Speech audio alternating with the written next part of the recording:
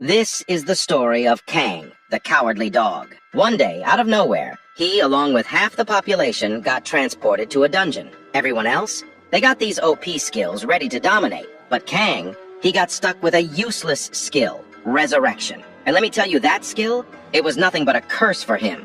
He died more times than he could count, got smashed, got chopped into pieces, burned to death. Hell, one time he even got smashed by this goddamn thick goblin. And to make things even worse, his only family, his sister, is...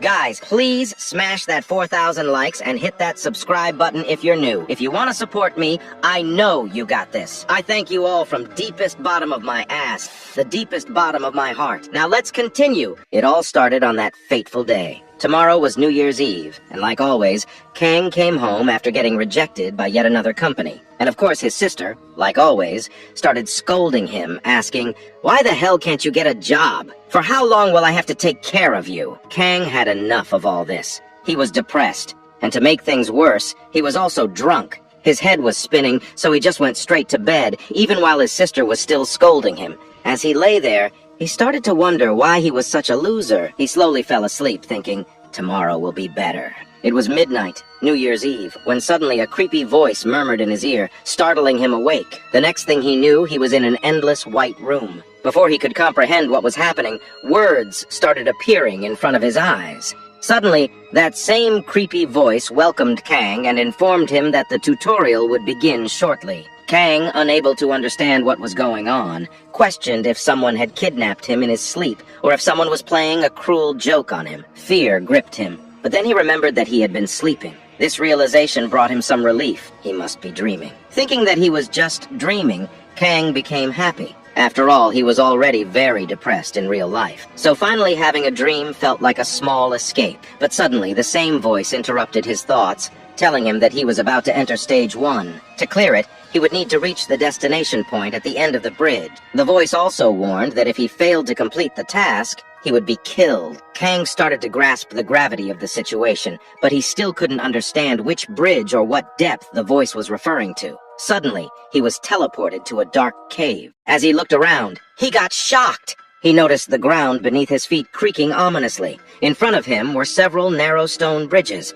He wasn't alone. Many people were standing around him, but just below them, molten lava bubbled menacingly. One wrong step, and it would be the end. The sight of the lava shocked Kang to his core. He couldn't believe what he was seeing. It was just a dream, right? But the sensations were so intense, it didn't feel like any dream he'd ever had. He began to question the reality of the situation. Who were all these people? What was going on here? Looking around, he saw that the other people seemed just as shocked as he was. They were all standing there, bewildered and scared. Kang couldn't help but think, what kind of stupid dream is this? As he was trying to make sense of everything, a familiar voice called out to him. Kang turned to his left, and to his shock, he saw his sister standing on the same bridge. She was terrified, crying uncontrollably. The sight of his sister in this strange place filled Kang with even more shock, and the first he said to his sister was, "Why the hell are you in my first dream of this year? This is ridiculous."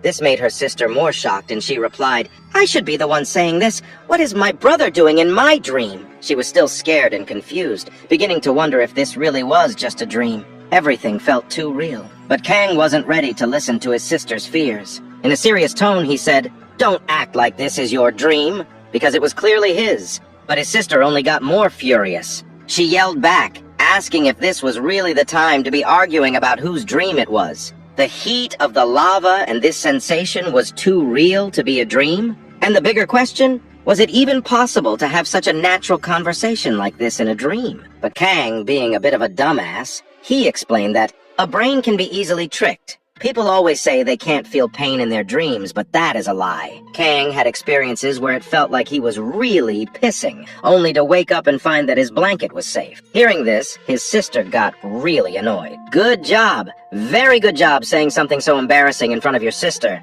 But Kang shrugged it off, saying it didn't matter. It was his dream, after all. With that, he began moving forward. determined to see where this bizarre experience would lead. After hearing this, Ju-hee was shocked. How could her brother be so dumb? She asked Kong where he was going, and Kong, slowly balancing himself and with a taunting tone, responded, "Didn't you read the system notification? It clearly said we have to go to the other side of the bridge to clear the level." He continued, "Well, I guess since it's my dream, an NPC like you couldn't know that." Hearing this, his sister got even more annoyed that Kang called her an NPC. She explained that she had also heard the notification, but asked Kang if he wasn't really scared. What if he fell from there? Kang dismissed her concerns, calling Ju-hee stupid because, after all, it was just a dream. He explained that even if he fell and died, what difference would it make? But before Kang could finish his sentence, a shadow fell in front of his eyes. Someone, a human trying to move forward on the bridge above him, slipped and fell. Kang watched slowly as the person plummeted down and then saw them burning in the lava below. As the unfortunate soul fell into the lava, he started screaming very loudly,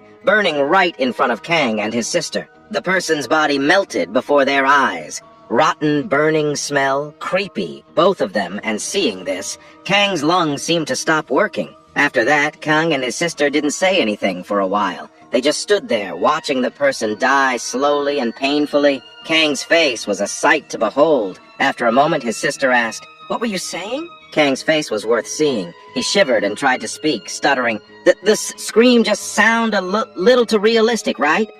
I'm not scared at all." But he was so scared that he couldn't even speak properly. Seeing this, his sister sighed. His sister then crouched down and told Kang, "If you're so scared, then bow down and crawl forward like me." Saying this, she started moving forward slowly. Kang was clearly very scared. He still shivered, trying to save face, saying, "Who was scared? I wasn't scared." But then he thought, Ju-hee's idea isn't bad, so he decided to bow down and crawl. The scene shifted, showing that some time had passed. Many people had moved forward, while many others had fallen. But Kang and his sister were still slowly making their way forward. Although Kang's sister was scared, she didn't show it to her cowardly brother. She asked Kang, "What does he think happened to them? Any idea?" Kang, still in denial, insisted that it was probably just a very realistic nightmare. Kang's sister replied, "He is still stuck on that? Kang should have already realized by now that this isn't the case, right? Does Kang really think a dream this realistic can exist?" She continued, speaking in a very serious tone.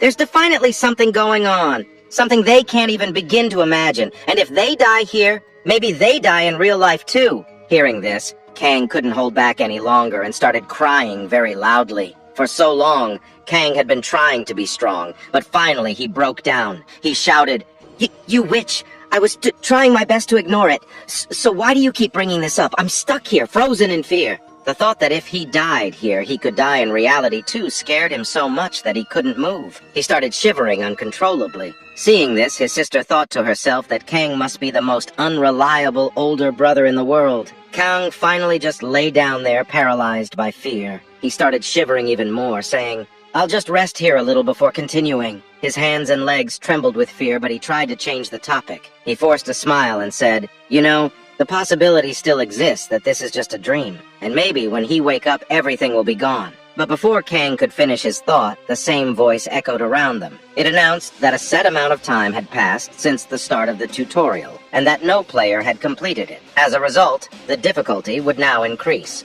As soon as the voice stopped, a loud crackling sound started. Hearing this, Kang and his sister became very scared. Suddenly, the bridge behind Kang started breaking apart. Not just his bridge, but everyone's. Seeing this, everyone became very scared and started running. Half of the people fell while running, while the other half kept going. But Kang, already terrified, became even more scared and couldn't move. His sister stood up and shouted to Kang, "Run fast or you'll die!" Kang finally managed to get up and started running. His sister was ahead of him and Kang was trailing behind, still very scared. He kept repeating to himself, "It's okay. The bridge isn't too narrow. If I don't trip, I'll reach the end. Just look ahead. Focus on the path. Just keep looking ahead." Saying this, he kept running as fast as he could. Finally, after a while, he saw the end of the bridge. Seeing this, he felt a surge of happiness. He thought that as soon as he reached the end, this nightmare would be over. But suddenly, he heard a crackling sound. He looked to his left and saw that his sister was also about to reach the end, but the ceiling above her was breaking apart.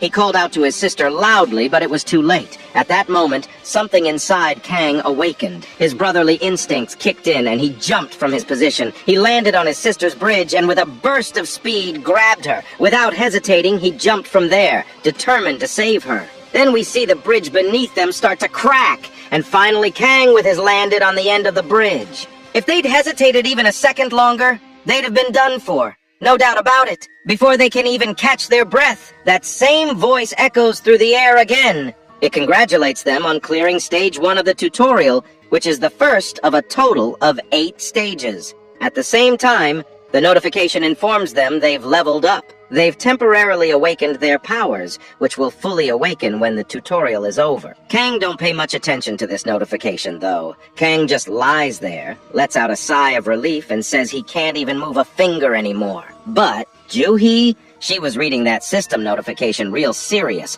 curiosity written all over her face. But Kang shouted, "Forget all that. You're not even gonna thank me for saving your life?" Juhi casually muttered a thank you, but Kang couldn't help but feel a little confused. Just a casual thank you, really? Juhi, on the other hand, was confused. What the heck is this temporarily awakened status window? In front of her was her status window. Her level was 1, her strength was 7, agility 12, vitality 6, magic power 13. But the most interesting part? Her skill was calm, which explained why she was so calm in this crazy situation. But when Kang heard the word system window, he lit up. Is this the same system window I'm thinking about? Even though he was dead tired, he somehow managed to open his system window, and boy, oh boy, his skill was resurrection. But before he could really check it out, he woke up screaming, drenched in sweat. He sat there silently for a while, taking it all in, realizing he was back in his room. It was morning. Was that really a dream, he thought? Was it? After a while, it's revealed that this strange news has spread all over the world. Almost half the population had the same dream,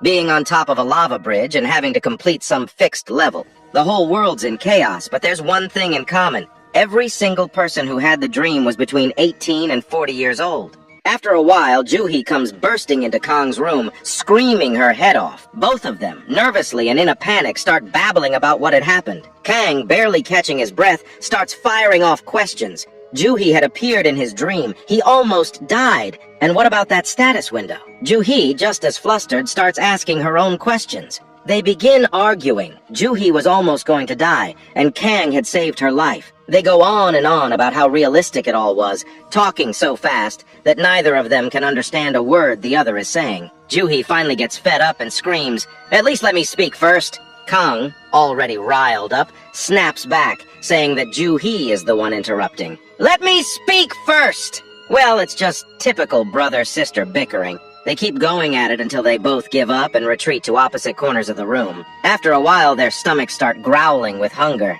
They decide to eat first and then sort everything out. While they're eating, the internet is going nuts. Everyone's talking about the end of the world, realistic dreams, shared dreams, apocalypse theories, you name it. The two of them sit down to eat, and finally, they manage to talk to each other without all the yelling. They start to realize that what they experienced wasn't just a dream. They had actually met and talked to each other, for real. It wasn't just something happening in their country either. Seems like people all over the world had the same dream. But Kang reads some strange news. Apparently people who died in that dream didn't actually die in real life. According to the reports, 4 out of 10 people died in the dream, but nothing happened to them in reality. But Juhi wasn't so sure. She says that even though they didn't die, the experience was so realistic that if they had fallen into the lava, the feeling of dying would have been so intense it could have ruined their lives. Juhi even read online that the people who died in that dream ended up admitted to mental hospitals. They were so traumatized.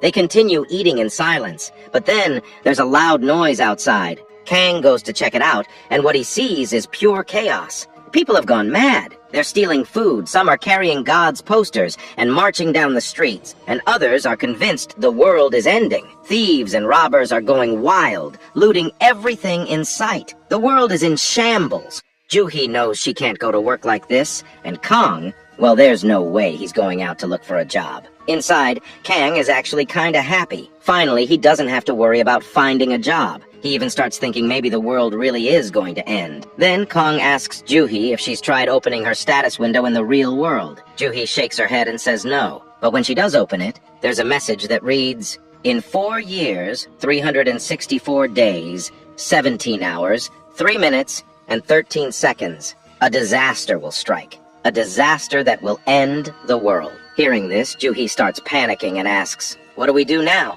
But Kang just shrugs and says, "The world's gonna end in 5 years, what's the point of stressing about it now? Better to stay home and figure out what's going on with this tutorial guy." Juhi thinks for once Kang's actually making some sense. Meanwhile, the world slowly begins to calm down. The police start catching the thieves, and people begin to return to some sense of normalcy. Night falls, and everyone goes to sleep. Kang drifts off as well, but as soon as he closes his eyes, that same voice welcomes him back. The voice asks if he'd like to see the explanation and instructions for basic interference. Kang, already annoyed, says, "Skip all this and just show me my status window." The system complies, showing him his status window. Kang's still at level 1. His strength is 8, agility 9, stamina 8, magic power 14, and his unique ability is resurrection. Kang doesn't know if his stats are any good because he's only seen his own. The only thing that stands out is his magic power, which is higher than the other stats. He figures he's probably gonna be good at magic,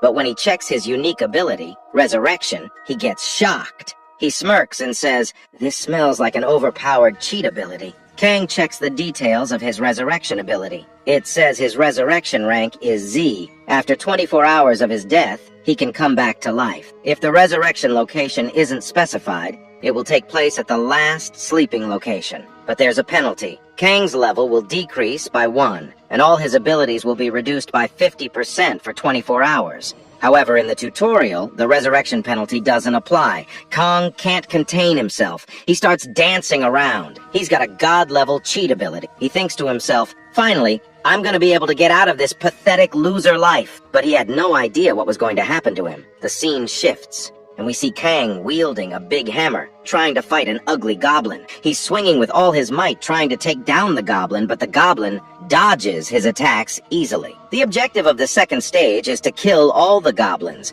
but Kang isn't able to take down even one. After struggling in front of the goblin for some time, he finally kills it, but the only reason he managed it was because he launched a surprise attack first. Goblin blood was pouring from its head, and Kang's hand was shaking. His whole body was covered in that disgusting blood, and Kang can't believe it. He's actually killed someone for real. The sight of it makes Kang feel like vomiting. He turns away, walking slowly, but he doesn't realize someone is waiting for him. A damn perverted goblin was stalking Kang, watching him with a drooling mouth. Kang got shocked to see the goblin in front of him. This goblin isn't like the others. His name is Goblin Millet, and he's big, thick, and juicy, ready for some action. He's got a 2-meter-long weapon ready to insert into Kang's body, a meat chopper in his hand. Seeing this, Kang is terrified. He was already struggling to beat a small goblin like a chicken leg piece. How's he gonna take down this monster? In fact, when Kang noticed that 2-meter thing, he got terrified, thinking, "No matter what,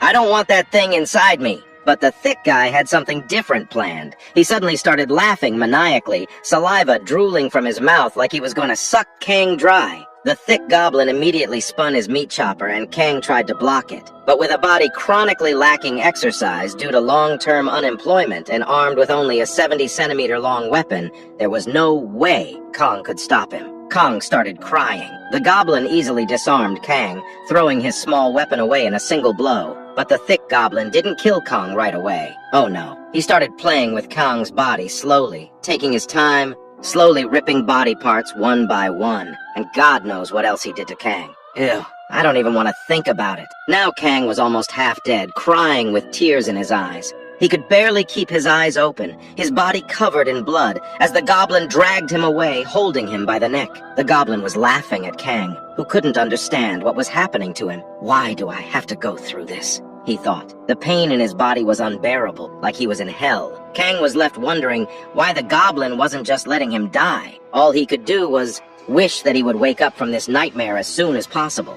But Kang's suffering didn't end there. That day, he realized just how much blood a human body can hold. That thick and juicy goblin? After having his twisted fun with Kang, he dragged him for hours, holding him by the collar, taking him who knows where. And for all those hours, Kang endured unimaginable pain, unbearable, hellish suffering. Finally, after what felt like an eternity, the goblin hauled him in front of 3 more goblins. And then all 4 of them had their way with him. Kang's death came from blood loss and intense torture. He woke up in his bed screaming like a madman. Hearing his screams, Kang's sister Juhi woke up. She was angry, annoyed, and frustrated. She burst into his room with a loud bang, scolding him. "What is this crap happening again so early in the morning? Why are you screaming like a madman at 4 a.m.? And to top it off, Juhi's head was aching, and Kang wasn't letting her get any sleep. But when Juhi noticed Kang, poor Kang, curled up in the corner of his bed,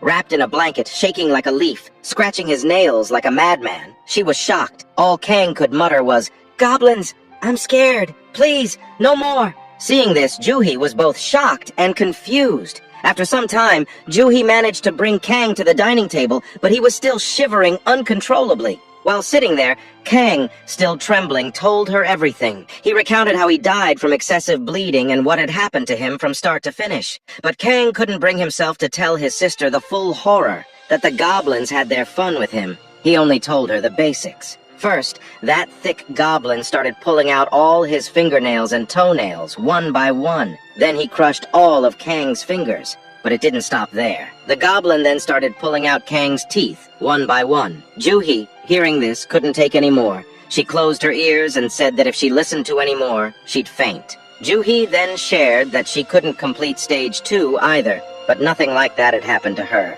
She had died from just one shock from a normal goblin. She then asked Kang, "Is that why you were crying?" At that moment, Kang felt deeply ashamed that he had cried in front of his younger sister. Trying to defend himself, Kang stood on his chair and shouted, "Because you haven't experienced all this yourself, you can't understand! Even if Mike Tyson was here, he'd be shouting louder than me and probably would have run to his mom." Seeing Kang's outburst, Juhi calmed down and said, "It's okay. I was just joking to lighten the mood, and it looks like it worked." She added, "Seeing you shouting like this, I guess you're okay now." Then she asked, "But don't you think you need to go to the hospital?" Kang was confused. "Hospital?" he asked. Juhi explained that news had spread worldwide about how people who died from goblin attacks in this level had become so traumatized that psychiatric departments were seeing 10 times the usual number of patients. But no one had been hurt as badly as Kang. Kang, trying to save face, said, "I'm not that weak. I'm a man, and a man doesn't feel pain."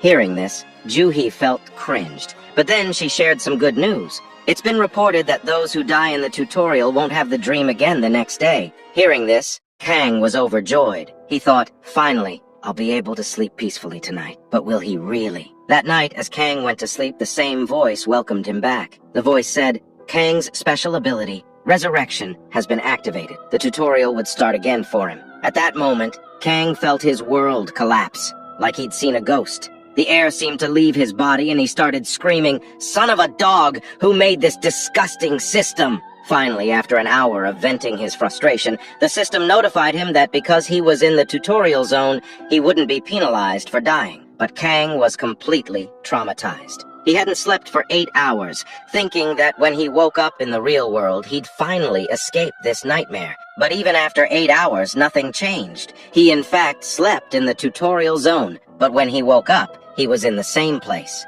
Kang had been stuck there for 2 days now, but he couldn't find a way out. He realized there was only one way to escape, either complete the level or die. But if he died, he'd just wake up the next day to do it all over again. This thought pushed Kang closer to a mental breakdown. After a few hours, accepting his reality, Kang got up and saw a bunch of weapons in front of him. This time, he chose 2. A crossbow for long-distance kills, and a heavy weapon for close combat. He felt pretty confident about the crossbow. "Let me show you," he said. "I used to be a great shot as a kid." With intense focus, he aimed for the thick goblin's forehead, but the arrow only grazed the goblin's cheek. Nothing happened. The thick goblin turned around, saw Kang, and started drooling. Kang knew that if this goblin caught him again, the same thing would happen all over again. Kang also had a spear with him, so he grabbed it and prepared to fight. Since the spear was a long weapon, he managed to kill a small goblin easily. Seeing this, he was thrilled, but as soon as he tried to pull the spear out of the goblin's chest, he realized it was stuck in the bones. Before Kang could free the spear, the thick goblin crushed his head, killing him instantly. Kang woke up again, clutching his chest, gasping for air, but this time he was strangely happy. At least he had died in one shot and avoided the torture. Day 3 rolled around, and Kang found himself back in the same place. The system notified him again that Stage 2 was about to start. By now, Kang was fed up with hearing the system notifications. He even threatened, "If you say it again, I'll finish the system myself." This time, Kang didn't rush in like a madman to kill the goblins. He realized he was a pathetic loser weakling compared to them. He remembered watching videos of professional fighters on YouTube and decided to try something new. After watching those videos, he approached the goblins with a shield and a sword. But once again, he was killed in a single shot. Kang woke up, screaming again. By this point, he was genuinely mad. He grabbed his head and started screaming like a psychopath, vowing that next time he would kill every single goblin. Hearing all this commotion, Juhi came to check on him, but Kang kept repeating the same thing over and over. "I'll kill you! I'll kill every goblin!" It was like the soul of the Goblin Slayer had possessed him. Seeing all this, Juhi thought to herself, one screw was loose in his mind before, now they've all come loose. By day 5, Kang had realized that watching videos on YouTube wasn't enough. He needed real-life experience. So in the same cave where he kept spawning, he took his sword and started practicing for hours, swinging it over and over. He trained relentlessly, even though he was exhausted, but his hard work paid off. After swinging the sword for an hour, the system notified him that his stamina had increased by 1. This pushed Kang to go beyond his limits. Seeing this, Kang was thrilled, but he collapsed from exhaustion. Frustrated, he thought, after swinging the sword for 8 hours, only 1 stamina point increased? This is injustice. Then he remembered that he had an additional stat point, so he put it into his strength. Now, with an extra point in strength and increased stamina, he thought he could finally take down the goblin. Filled with confidence, he screamed as he charged at the goblin again. But once more, the goblin killed Kang in a single blow. Kang woke up screaming yet again. For the next 15 days, Kang returned to the tutorial zone like a madman. He exercised, did push-ups, trained with his sword, and increased his stats. When he got tired of training, he'd let the goblins kill him in one blow and return to the real world. But all this took a toll on Kang's mind. He was on the verge of a mental breakdown when the system notified him that he had acquired basic swordsmanship at level F. Seeing this, Kang was surprised. The system explained that this swordsmanship skill was only used by local thugs, but it was better than nothing. Kang didn't care about the details. He was just happy to have acquired a skill. Although he had been training for hours, as soon as he picked up his sword, something changed in him. His eyes turned red, and he started screaming like a madman, filled with an uncontrollable rage. He shouted, "Today I'm going to kill every single goblin." His voice echoed through the cave, filled with a mix of anger and desperation. Although Kang had spent more than 15 to 20 days in the tutorial zone, in reality only 7 days had passed. During these days, Kang had gathered a lot of information. First off, there were only 5 goblins in the zone. 4 of them were the small chicken leg piece goblins, which Kang managed to defeat one by one. The main problem, however, was the perverted thick goblin. He was tough, making him very difficult to defeat. Kang had defeated the small goblins and now stood face to face with the thick one. The goblin attacked Kang with his meat chopper, but Kang dodged the blow with his shield. Kang had changed a lot. Now he could see the goblin's attacks coming. He could block and dodge them. With a dead, serious face, Kang unlocked his basic swordsmanship ability and tried to cut the goblin's head off. But once again, Kang only managed to scratch the goblin's face. He was already exhausted from defeating the other 4 goblins, and now after fighting the thick goblin, he was nearly spent, shivering with fatigue. Sensing Kang's weakness, the thick goblin took advantage, swinging his meat chopper and knocking Kang's sword far away. Kang was surprised, but managed to dodge another attempt by the goblin to cut his leg. Smirking, Kang thought to himself that this goblin really enjoyed torturing him. After fighting him so many times, Kang had memorized the goblin's attack pattern. The goblin never tried to kill Kang outright. He just wanted to capture him alive and have fun torturing him. This knowledge gave Kang a small advantage. Taking that advantage, Kang quickly bent down and kicked mud into the goblin's face, causing him to cry out in pain as the dirt stung his eyes. The goblin shouted loudly in agony. Seizing the moment, Kang picked up a large stone and smashed it into the goblin's leg with great force, breaking it. The goblin screamed in pain, thrashing his meat chopper wildly. Kang circled behind him while the goblin was still reeling from the attack. By the time the thick goblin opened his eyes, it was too late. Kang, screaming, "I am the strongest! I am inevitable!" smashed the goblin's face with the stone, causing blood to gush from the goblin's mouth and nose. The thick goblin collapsed,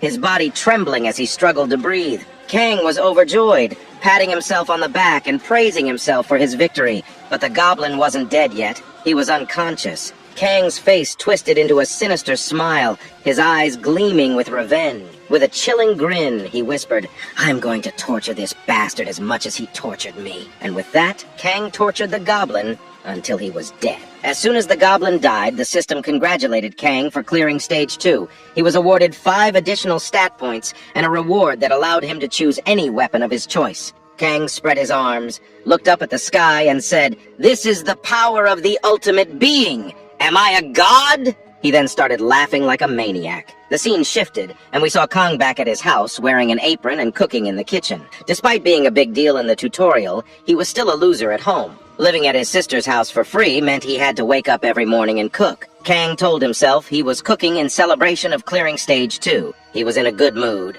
happily tasting the food, when suddenly, with a bam, Juhi burst through the door. Startled, Kang burned his mouth on the hot food. Juhi, utterly shocked, asked if Kang had really cleared Stage 2. But before he could answer, a loud noise echoed across the earth, announcing that the tutorial had been completed. Those who had completed the tutorial could now freely use their abilities in the real world. Kang and Juhi were surprised, but their surprise didn't end there. Another notification appeared stating that the dungeon was activating and the whole world started shaking. Juhi and Kang ran to the balcony, and what they saw was beyond belief. A huge, creepy black door had appeared just outside their house. The system explained that this was a dungeon, and only those who had completed any level of the tutorial would be able to use it. This dungeon had appeared all over the world. The system then displayed a countdown indicating that there were 4 years, 3 days, 57 hours,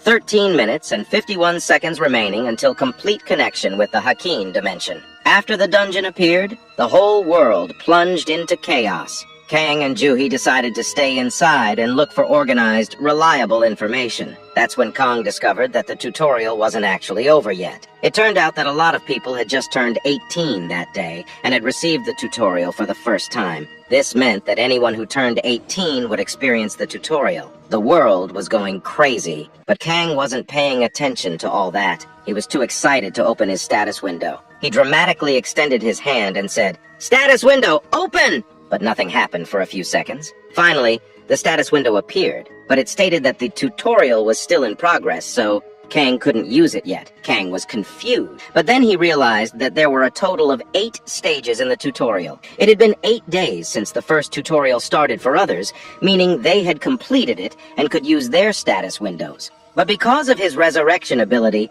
Kang was stuck in Stage 2. This meant that until he completed all 8 stages, he wouldn't be able to use his status window. Kang was very sad upon realizing this.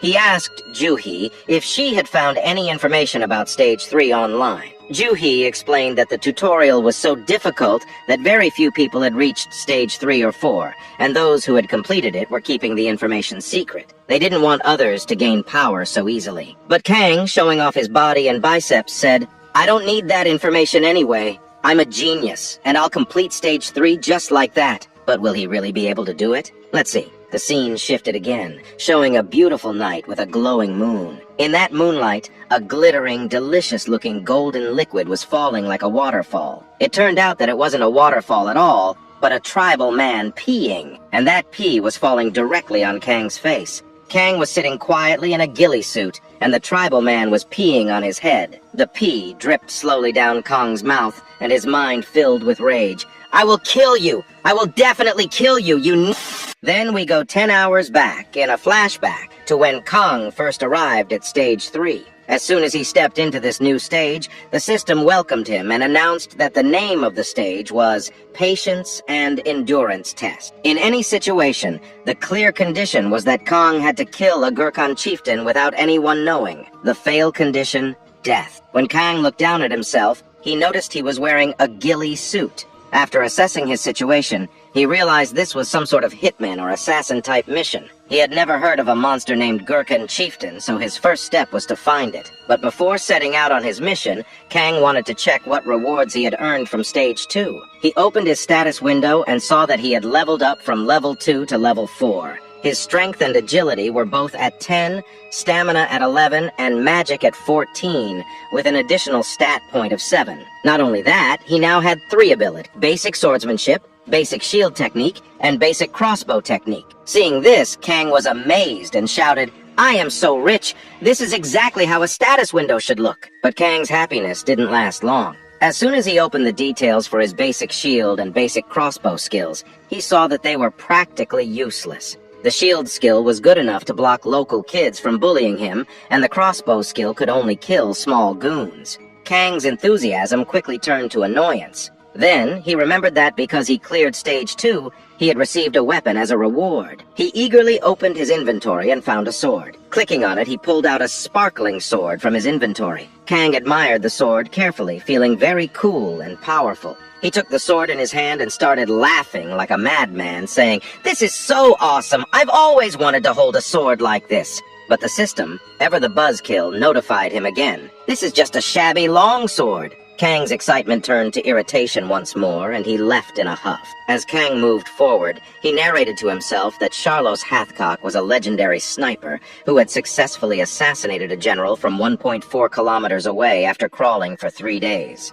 Kang respected him a lot. Kang had been crawling for 10 hours and had finally reached his destination, a village guarded by tribal people with drums beating in the background. He started thinking about how to kill the chieftain. There were many small huts, but Kang assumed the chief would be in the biggest one. At that moment, a guard slowly approached Kang, but Kang didn't notice him. After crawling in the grass for the past 10 hours, Kang had leaked pee, making his pants sticky and causing grass to cling to his body. Insects were biting him, and rainwater was soaking him to the ass. Kang was deep in thought when suddenly the guard appeared in front of him. The AIR seemed to leave Kang's lungs as he realized he might be caught. Kang looked up, and there stood a big, thick, muscular guard staring straight down at him. Kang thought his mission was over, but the guard slowly lifted his pants and started pissing, directly on Kang's head. The guard, oblivious to Kang's presence, had simply come to pee in the grass, unaware that someone was hidden there. The pee kept flowing, dripping slowly into Kang's mouth. Kang's head was bursting with anger, his body trembling with rage.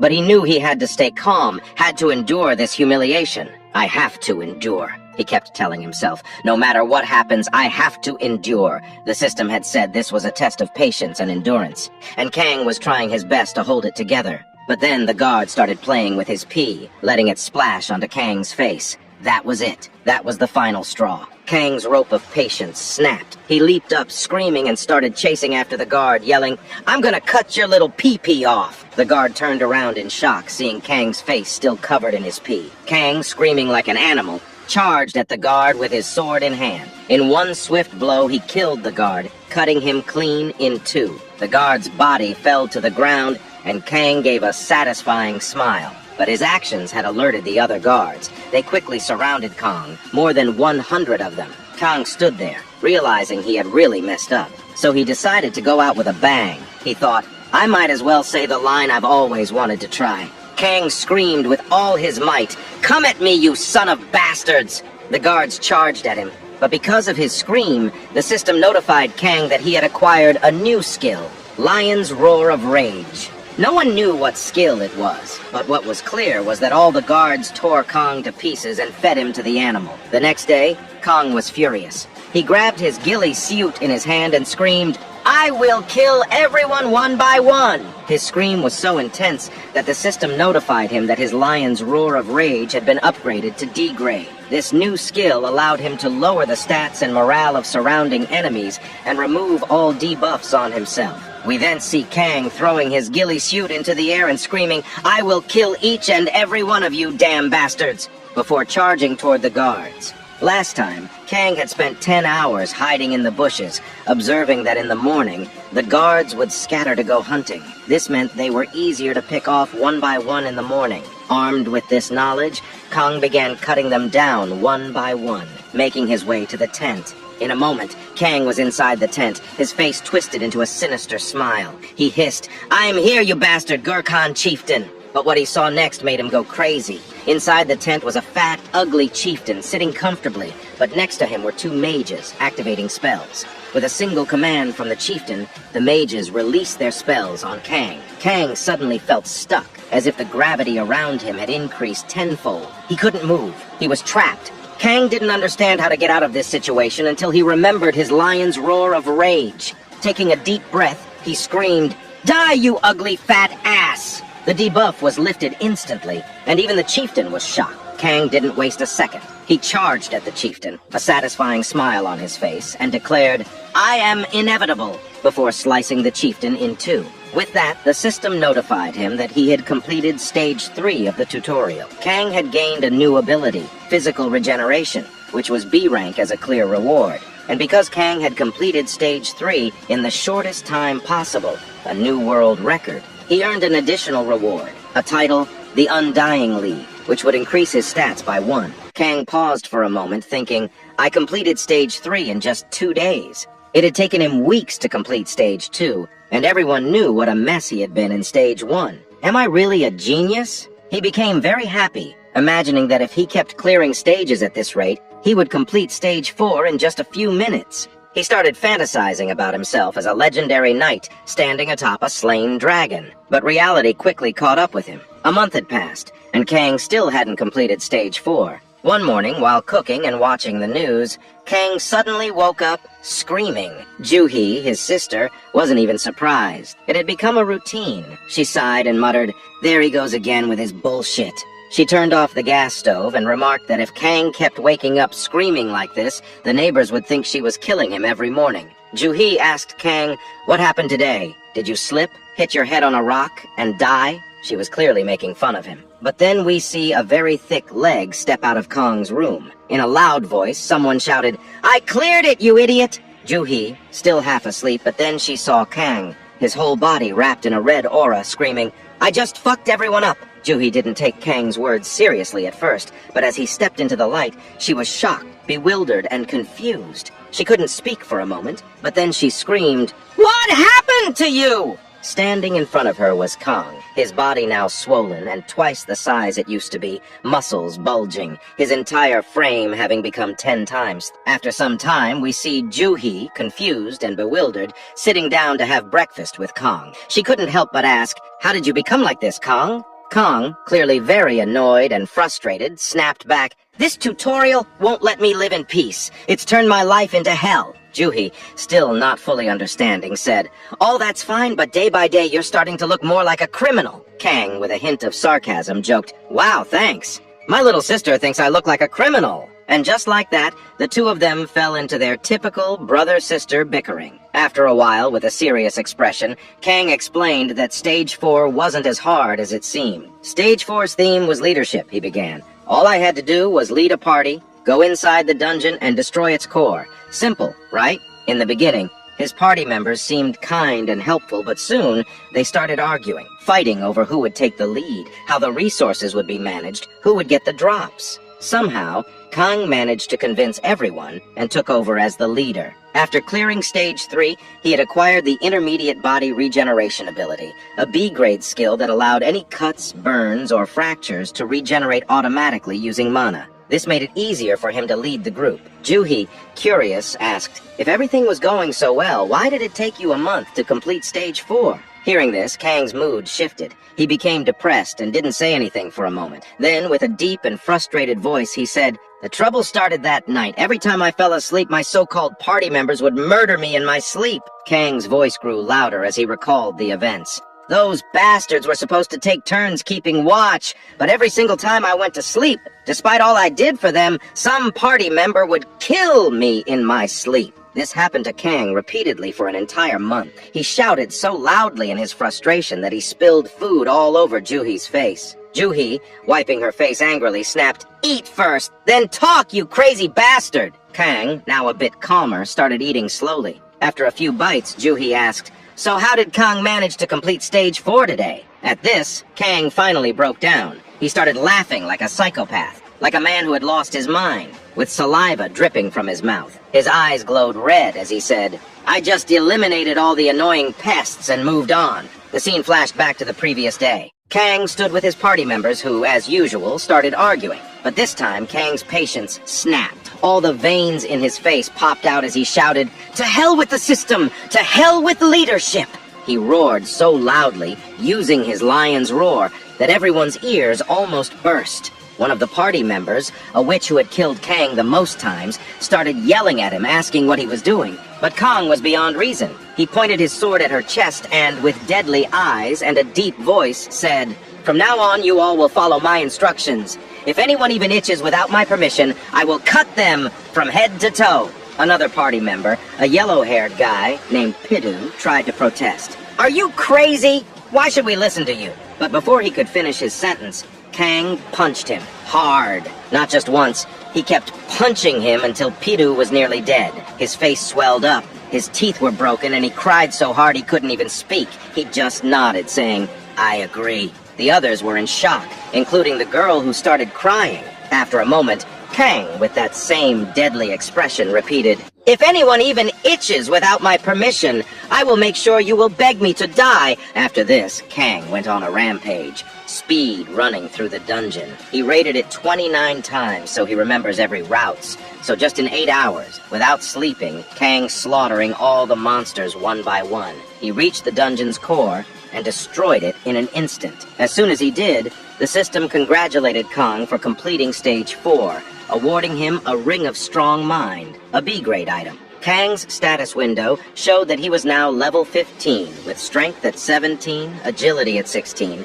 endurance at 17, and magic at 15. By this time, Kang had raided the dungeon 30 times, collecting a vast amount of loot in his inventory. Armor, weapons, pearls, magic stones. But he didn't even know what they were for. The Ring of Strong Mind made Kang immune to any mental attacks. Despite all the strength he had gained in the tutorial, none of it seemed to matter in the real world. But after Stage 5, Kang's body became the same as it was in the tutorial. He tried many times to use his powers, but he was still unable to do so. Right now, Kang was doing push-ups, his body now thick, muscular, and juicy. What a body. He finally completed his 1000th push-up with one hand, sweat dripping from his body and evaporating as heat. After his push-up session, he wiped the sweat off and thought, "When will I finally complete Stage 8? As he pondered this, his phone rang. He thought it was just an ad, but as soon as he read the message, the ground beneath his feet trembled. There was a dungeon breakout, and the monster from that dungeon was a goblin. And this dungeon had opened right in front of the place where Juhi worked. Kang didn't waste a second. He ran to his house, searching frantically for a weapon. He looked left and right, panicking, cursing under his breath. Finally, he found a kitchen knife in the basin. Without wasting another moment, he grabbed it and dashed out of the house. A short while later, Kang stood outside Juhi's office. He took a deep breath and shouted, "It's been a while, you son of a chicken lollipop!" Hearing Kang's voice, all the goblins were immediately attracted to him. Kang was a little disappointed, thinking, as expected, I still can't use my skills. But that was a different story. Hearing Kang's outburst, all the goblins started running towards him, ready to kill. But instead of fear, Kang was filled with joy. He cursed the goblins, saying, "Why do you sound like monkeys?" Inside, Kang was cautious, realizing that this was his first time fighting real monsters outside the tutorial. He wondered if these goblins were more powerful or weaker than the ones in the tutorial. Pushing those thoughts aside, he gripped his knife like a pro and, in a single moment, sliced off a goblin's head with a satisfying smile. The goblin died instantly, and Kang, with a deadly and sinister smile, thanked all the goblins, saying, "In the first stage, I couldn't satisfy my hunger by killing only 4 or 5 goblins. Until I kill more than 100 goblins, I won't find peace." He pulled his kitchen knife out of the goblin's head and started slaughtering the goblins one by one. Meanwhile, inside Juhi's office, all the workers barricaded the entrance door with all the furniture they could find. But outside, someone was laughing like crazy, and heavy footsteps echoed as they approached the building. Everyone, including Juhi, was terrified. Juhi looked at her phone, and there was a message from Kang asking if she was still in the office. "If you are, then stay there," he wrote. Juhi was confused. Is Kang coming here? She wondered. But before she could complete her thought, that maniacal laughter grew louder, and the footsteps grew heavier. Suddenly, Kang burst through the door, smashing through all the heavy furniture. Covered in goblin blood, Kang stood there with a satisfying smile, like a psychopathic, cold-hearted murderer. Smiling, he said, "Yoo-hee! Your big brother is here." After a moment, everyone paused for a couple of seconds, just staring at Kong. They couldn't quite comprehend who this psychopath in front of them was. Even Juhi, seeing Kang in this condition, felt embarrassed. All her friends started glancing at her, their eyes filled with confusion and disbelief. Kong stood there, a kitchen knife slung over his shoulder, scanning the office as if trying to process that Juhi actually worked here. But before he could say anything, an old man, the department head, freaked out. He shouted at Kang, "Who the hell are you? And how did you break down the door to get inside?" At this rate, all the monsters. Before the man could finish his sentence, Kang politely apologized, saying he couldn't control his powers and accidentally used too much strength. But don't worry, I've already sent all the goblins outside straight to hell. Everyone was shocked seeing the dead goblins laying lifeless on the floor. They couldn't believe what they were seeing. Before anyone could say another word, Kang chuckled and said, "He saw a lot of goblins in the alley and the nearby buildings, so I'll take care of them too." With that, he casually rested the goblin's sword on his shoulder, turned around and walked forward with swagger. He threw a glance back toward everyone and with a smirk said, "If I don't kill those goblins, I won't sleep peacefully tonight." The scene then shifted, showing Kang tied up in bandages, with Juhi tending to his wounds. Juhi, clearly annoyed, scolded him. "We don't have much saline water left. If you were going to get this injured, why'd you go out to kill all those goblins just to look cool?" Kang patted his body and shrugged. Right now, he is just an ordinary person. He can't use the skills he had in the tutorial, so yeah, he got a few scratches here and there, but it's no big deal. Juhi, her expression serious, warned Kang. If he can't use his abilities here, that means if he die, Kang might die for real. Kang brushed it off with a smirk. Yeah, but you gotta admit, what he did was pretty cool, right? Juhi, cracking a smile, reluctantly agreed. Yeah, it was cool. And just like that, their playful brother-sister banter kicked off again. Then, with a mischievous grin, Juhi leaned in and whispered in Kang's ear that all her friends have fallen for Kang after that cool act he pulled. They're driving her crazy, begging her to introduce them to Kang. Hearing this, our single virgin Kang started blushing and drifted off into his thoughts. But night soon fell, and as Kang went back to sleep, he was instantly greeted by the same voice, welcoming him to Stage 5. The voice announced, "The theme of this stage is wisdom." Kang didn't quite understand what wisdom meant in this context, but before he could wrap his head around it, a group of thick, juicy, plot-twisting mommy milkers girls appeared around him. They asked with seductive voices, "Are you the succubus?" Kang was utterly confused. Then the system notified him that the objective of this stage was to identify and kill the succubus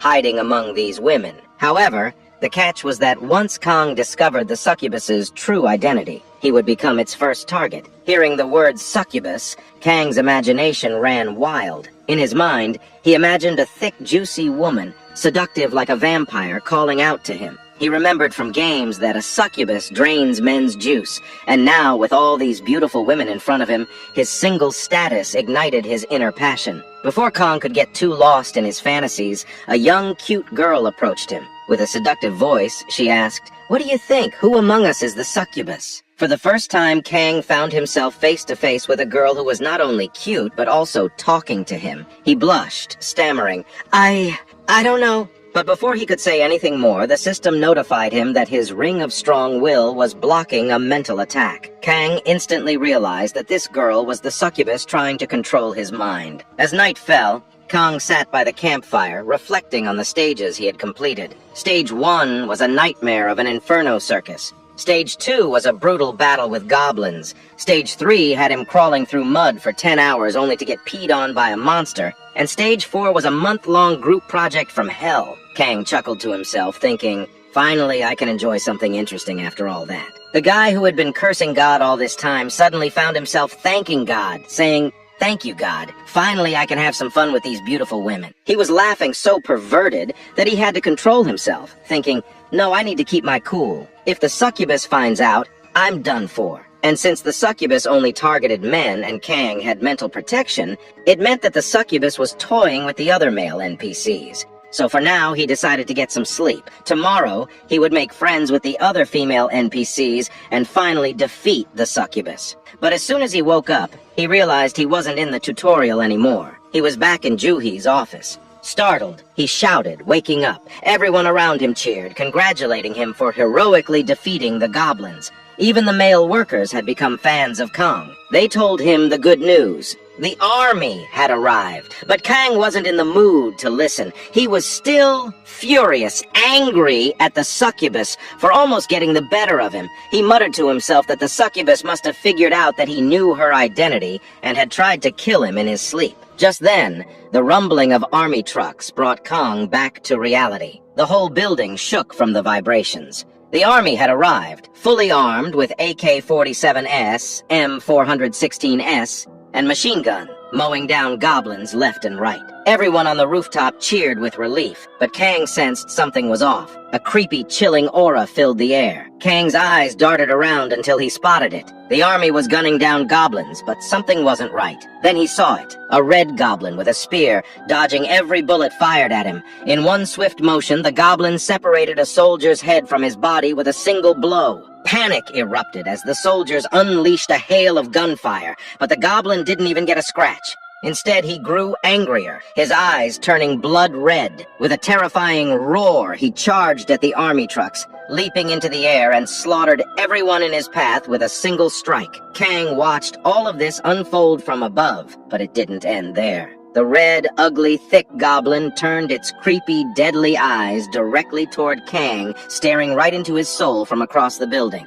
That ugly-ass goblin had already taken down 3 army trucks, leaving just one standing. Panic set in among the soldiers as they frantically called for backup over the mic, but that didn't stop the ugly ass. After obliterating the remaining trucks, the ugly ass stood triumphantly on top of the last one, a lustful, perverted grin spreading across his face, like he was ready to suck them dry. Now, I don't know about other goblins, but let me tell you, when you see one looking like that, you better call a goblin slayer. The soldiers trembled in fear, their hands shaking as they tried to hold their weapons steady. The red goblin, with one powerful leap, launched himself at them. One brave soldier pulled out his M416 and began firing, but he knew deep down he was fucked up. Just as the red goblin was about to finish off the soldier, Kang arrived on the scene. Without a second thought, Kang picked up a massive piece of concrete and hurled it straight at the goblin's face. The impact sent the goblin flying far back. The soldiers, still in shock, tried to comprehend what had just happened. Who or what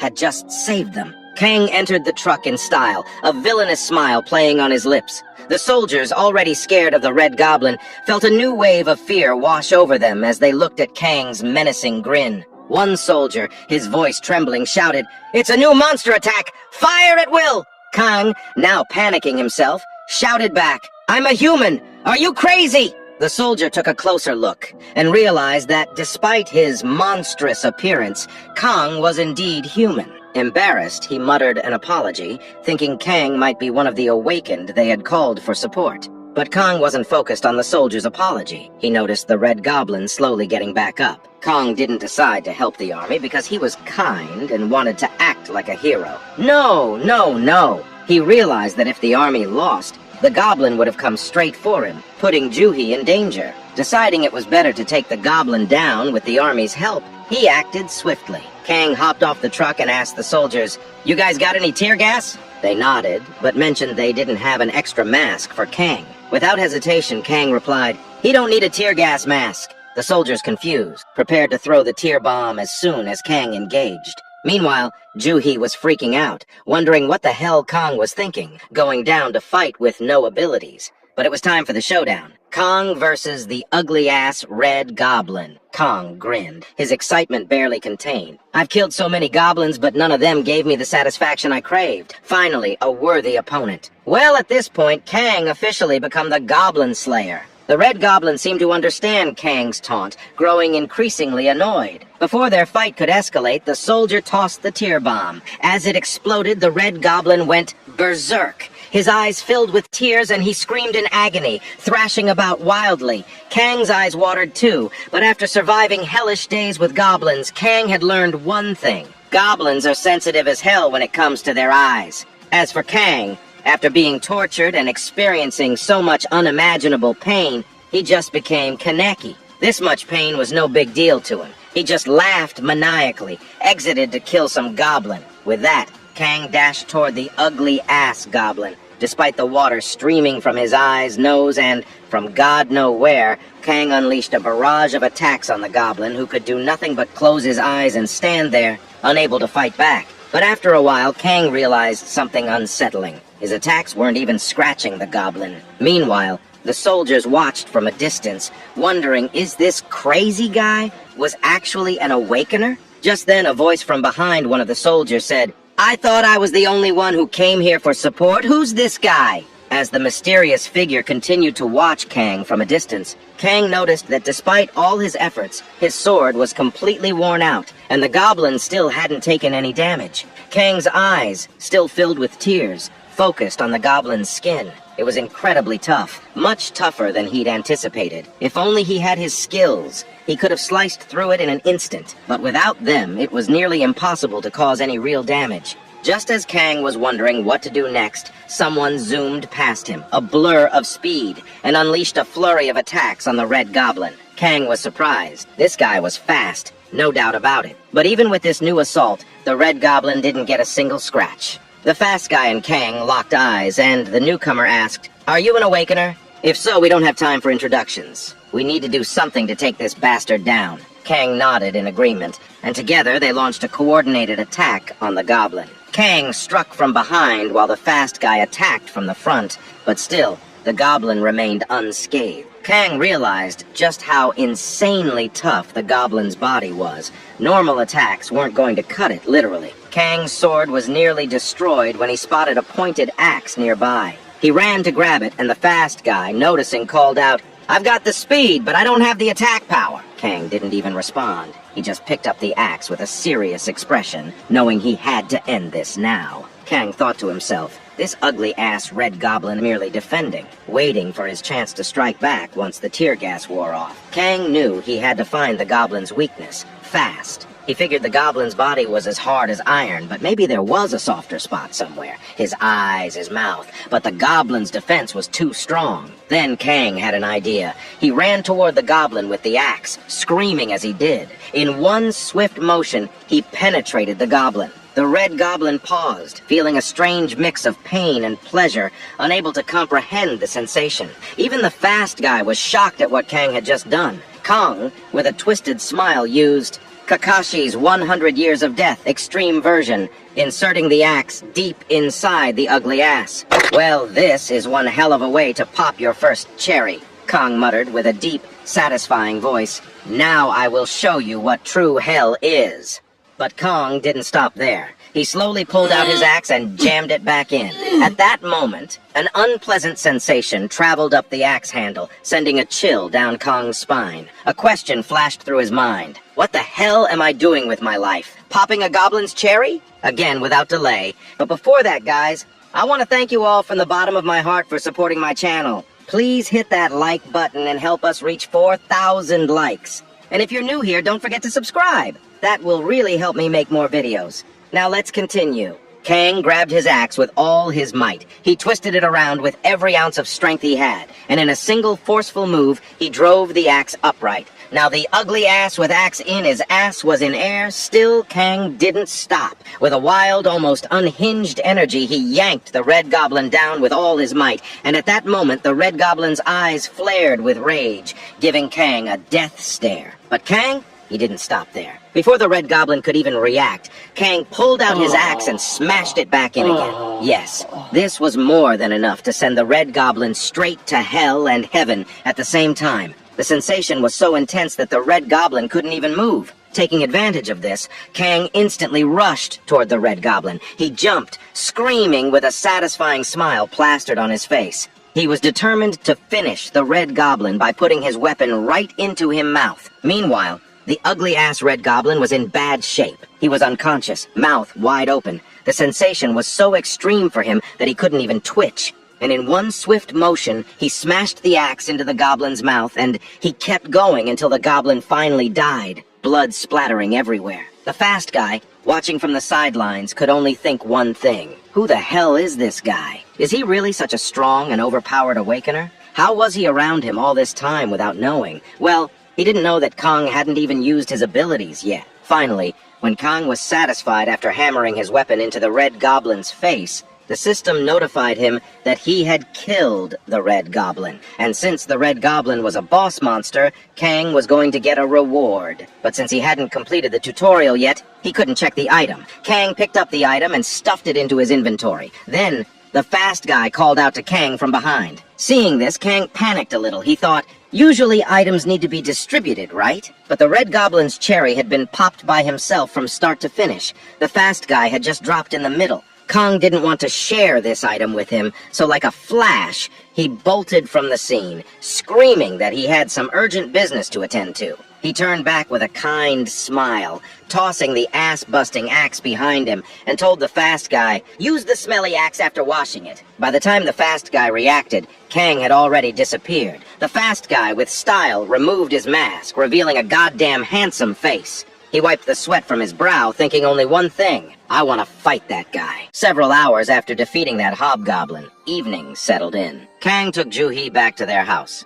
They finally reached home at night, changed clothes, took a bath, and sat down at the dinner table. Ju-hee had made some delicious ramen and tofu, but she was shocked to see that ramen was being devoured like it was going out of style. She was still in shock when she showed her phone to Kang. Kang's eyes widened in disbelief. Someone had recorded Kang's ass-busting fight and uploaded it to YouTube. It had gone viral overnight. Seeing the number of views, Kang lost it. He jumped up from his seat, screaming, "Is that really me? Did I just get so many views on my video?" Ju-hee explained that it must have been one of her friends who had been pestering her to introduce Kang. He must have recorded the video. Kang was still in shock, but he nearly fainted when he read the comments. Everyone was praising Kang. Seeing this, Kang flashed a creepy and villainous smile. His cheeks turned a little red as he started laughing in the weirdest way. Ju-hee, feeling the cringe, didn't say anything for a couple of seconds. But when Kang continued his creepy laugh, she finally spoke up. "Your face is really Kang." Kang understood that Ju-hee was about to make fun of his face again, but before she could say more, Kang continued reading the comments. What did he see there? People were making fun of his face, too. Some were saying his face looked like that of a criminal who had escaped from jail. Others said it was a face you could only make after killing 5,000 to 10,000 people. One girl even said that if she saw that face on the road, she'd pee in her pants. As he read the comments, darkness fell, and Kang went to bed. Ju-hee came into his room and warned him, "If you wake up screaming again tomorrow morning, it won't be good." Ju-hee had been hearing Kang's ugly voice every morning at 4 a.m., but Kang, blinking and giving a thumbs up, said with all the happiness in the world, "Don't worry, this stage is really fun. In fact, I'll wake up so happy tomorrow morning I'll suggest we buy a bear for breakfast." Ju-hee, not fully convinced but still a bit amused, left the room. As Kang lay down to sleep, he got a bit serious. He was still replaying that fight with the ugly-ass goblin in his mind. That goblin was tough. If he was that strong as an F-rank dungeon boss, Kang knew he had to complete all his tutorials as soon as possible and get his power back. If there was ever a threat to his family again, he wouldn't be able to protect them without power. With that determination, Kang finally fell asleep. While falling asleep, Kang couldn't help but imagine that thick succubus. Yeah, she might have killed him in his sleep, but damn, she was hot. Kang found himself strangely excited to meet her again. As he finally drifted off and entered the tutorial stage, his eyes remained closed, and he couldn't shake that shy feeling. He thought that as soon as he opened his eyes, he'd come face to face with that gorgeous, cute figure from his dreams. Kang slowly opened his eyes with a romantic atmosphere in mind, a kind and light smile on his face, and as soon as his eyes fully opened, guess who was in front of him? Yes, that ugly-ass, damn white-colored, creepy goblin. Seeing him, Kang got so angry, surprised, and confused that in just one punch, he sent the goblin flying across, screaming, "Holy shit, you gave me a heart attack just now!" In a single punch, Kang sent the creepy goblin flying, leaving it sprawled on the ground. Kang, on the other hand, stood there confused, glancing around, searching for those thick girls he'd been expecting. He couldn't help but wonder, what the hell is this goblin doing here? Just as he was lost in thought, the system chimed in, notifying him. Kang now had to evade the cave goblin horde and escape the dungeon, making his way to a nearby town. But here's the catch. These cave goblins had terrible eyesight, but extraordinary hearing. They always moved in groups of 5 to 10,000, and if Kang made even the slightest noise, he'd be toast. Well, It was already too late. Kang's scream had already alerted more than 100 goblins, who now surrounded him. The color drained from Kang's face. With a dead, serious expression, Kang realized that thousands of goblins were about to eat him raw, but was not even a sing-bit worried about that. Grinding his teeth, he screamed at the top of his lungs, "Why did the tutorial content change? Where are my thick milker?" As the goblins closed in, Kang continued screaming, the same words echoing over and over, and then they ate him alive. Kang woke up screaming, drenched in sweat, startling Juhi awake yet again at 4 a.m. Meanwhile, the scene shifts. We see a man in a black coat and pants beating the crap out of two thugs. One thug lay on the floor, blood dripping from his face. He tried to say something, but the man crushed his face, silencing him. The man sighed, clearly bored out of his mind. "I'm so tired of dealing with these ants. I want to fight someone strong." Then, with the most perverted and lustful grin, he licked the thug's blood from his face. His thoughts drifted back to that ass-busting video of Kang he'd seen on YouTube, and with a twisted smile, he whispered, I want to meet and fight that guy."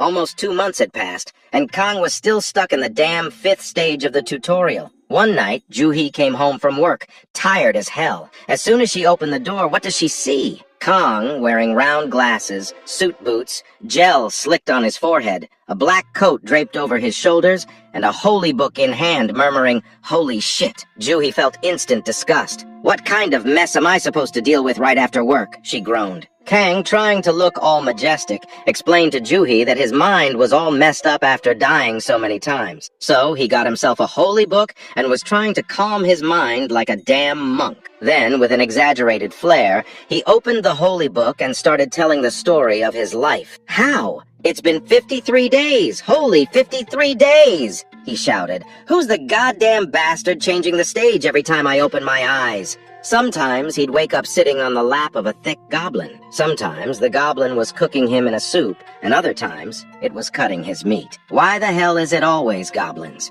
Meanwhile, Juhi sat on the floor, holding her head, thinking, day by day, my brother is going crazy. Looks like I'll have to put him in a mental asylum. After listening to Kang's nonsense for half an hour, Juhi couldn't take it anymore. She stood up in anger and yelled, "Stop your nonsense! If you've got money to buy suits and boots and holy books, then why don't you get your room soundproofed so I don't have to hear your ugly voice every morning?" It was night again, and Kang went back to stage 5 with a sad face. But this time, Kang was surprised. There were no goblins around. In fact, it was a dungeon. Kang's face lit up with happiness, and the system notified him that he had to beat this dungeon. Kang gave a villainous smile and, without hesitation, headed straight for the dungeon boss. The boss turned out to be a massive tarantula. And let me tell you, I don't know about y'all, but I'm scared as hell of spiders. If I see one in my house, I'm out. So, who's scared of spiders here? And what else freaks you out? Tell me in the comments anyway. Back to Kang. That tarantula spat some nasty special juice at Kang. But Kang didn't dodge. All he could think of was biting the tarantula's throat. But the juice was poisonous, and Kang's hands started rotting from the poison. But did Kang stop? Hell no! Without hesitation, he bit his own hand off to stop the poison. The tarantula was shocked, but before it could react, Kang slid under the tarantula's belly and with a mischievous grin whispered, "This might hurt a butt." Then, with one swift move, he sliced the tarantula in half. Kang stood between the two halves as tarantula blood rained down on him. He was drenched in it, and the system notified him that he had cleared stage 5. As a reward, he gained a giant's power, which was an B rank ability. But Kang wasn't satisfied. His mind was elsewhere. He held his hand up in the air, and like a psychopathic killer, started laughing like a madman, his sword dripping with blood. By this time, Kang had reached level 25. His strength was 20, agility 19, stamina 19, and magic 19. Using the giant's power, Kang could double his muscle power, boosting his strength by 12 for 10 minutes. Meanwhile, it was morning, and students who were about to turn 18 were freaking out about having to face the tutorial. They searched online for any easy way to clear stages 1 to 8, looking for shortcuts. But here's the problem. Those who had cleared the stages kept the secrets to themselves. Big organizations didn't want everyone getting strong, so they kept it all under wraps. Then one of the students stumbled upon a unique post titled, "The Secret to Clearing Stage 1 to Stage 8. Curious, they started reading. But soon they were sweating and confused. The post said, if you want to clear stage 1, you've got to use your muscle power and muscle power for stage 2 as well. In fact, there's nothing in the world that can't be solved by power. And if your problem isn't being solved, it means you're not strong enough. The post was full of this kind of stuff. The students quickly declared the post a scam and started joking about it in the comments. Who's this crazy person talking nonsense? They wondered. Meanwhile, Kong saw the negative comments on his post and got furious. He shouted, I've been so generous, giving all these good tips, and these kids don't even appreciate it. Zhuhi, seeing this, told Kang that his rules only apply to him, and he should stop troubling the poor kids. But Kang, with a thumbs up, said, just wait and see. As soon as he clears stage 8, but before Kong would finish his sentence, Zhuhi paused and then burst out laughing, saying, at the speed Kang is going, he will clear all the stages in 10 years. And just like that, the brother-sister fight started up again. But Kang didn't care. He used his muscle power and cleared stages 6 and 7 in one go. Stage 6 clear reward was a grade B longsword made of black steel. Durability? 500. This longsword was once wielded by a psychopath murderer. After absorbing the aura of thousands of people's blood, it turned black and could only be wielded by a sinister psycho. Stage 7 clear reward? Ronald armor. Also grade B. This was worn by a psychopath warrior in ancient times. Well, it was weird enough that all the reward items he got were used by psychopaths, Kang thought, but his mind was elsewhere. He was thinking about how he needed to somehow complete stage 8 and surprise Zhuhi. Only then could he use all these items in the real world. Kang opens his eyes and finds himself once again in that same endless white room. The system notifies him, welcome to stage 8. And this time a lovely, seductive voice asks him, what do you believe? Kang doesn't quite get what's being asked. But before he can make sense of it, the white space around him starts cracking. The sky above him shatters, and the ground beneath his feet breaks apart.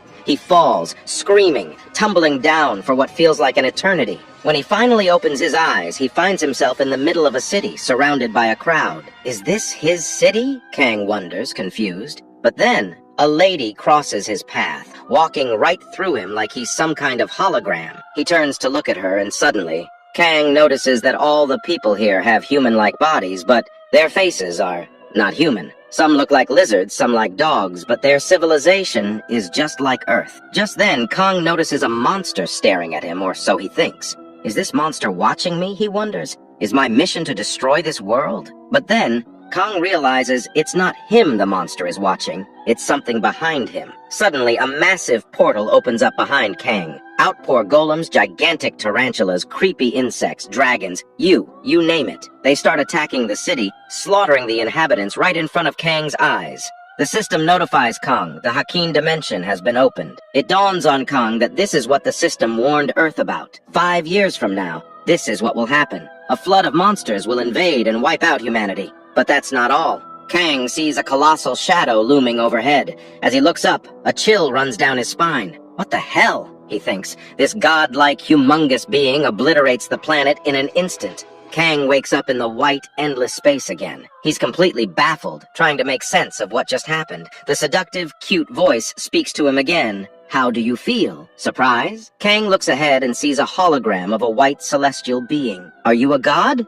Kang asks. The laughing angel replies, no, I'm not a god, but you can think of me as a kind of dimensional administrator, and those who reach stage 8 will have a chance to meet her and ask any question. Kong, now dead serious, asked, what I saw on that unknown planet, will that happen to Earth in 5 years? The angel replied, it depends on what humans do. She did everything she could to protect Earth from that fate. After all, I'm the one who created the tutorial and gave everyone their powers. Kong, growing more confused by the second, asked, if she is so powerful, why don't she just stop this shit from happening herself? Hearing this, she chuckled and with a seductive voice explained, she is from a different dimension. She can't just change the laws and save everyone. All she could do was give humanity a chance to survive. Then she continued, out of every one player, Kang, you were the most untalented guy, and also the most entertaining. You made me laugh the most. Hearing this, Kang became serious again, and was about to ask if she was the one who kept changing the theme of stage 5, but before he could finish his sentence,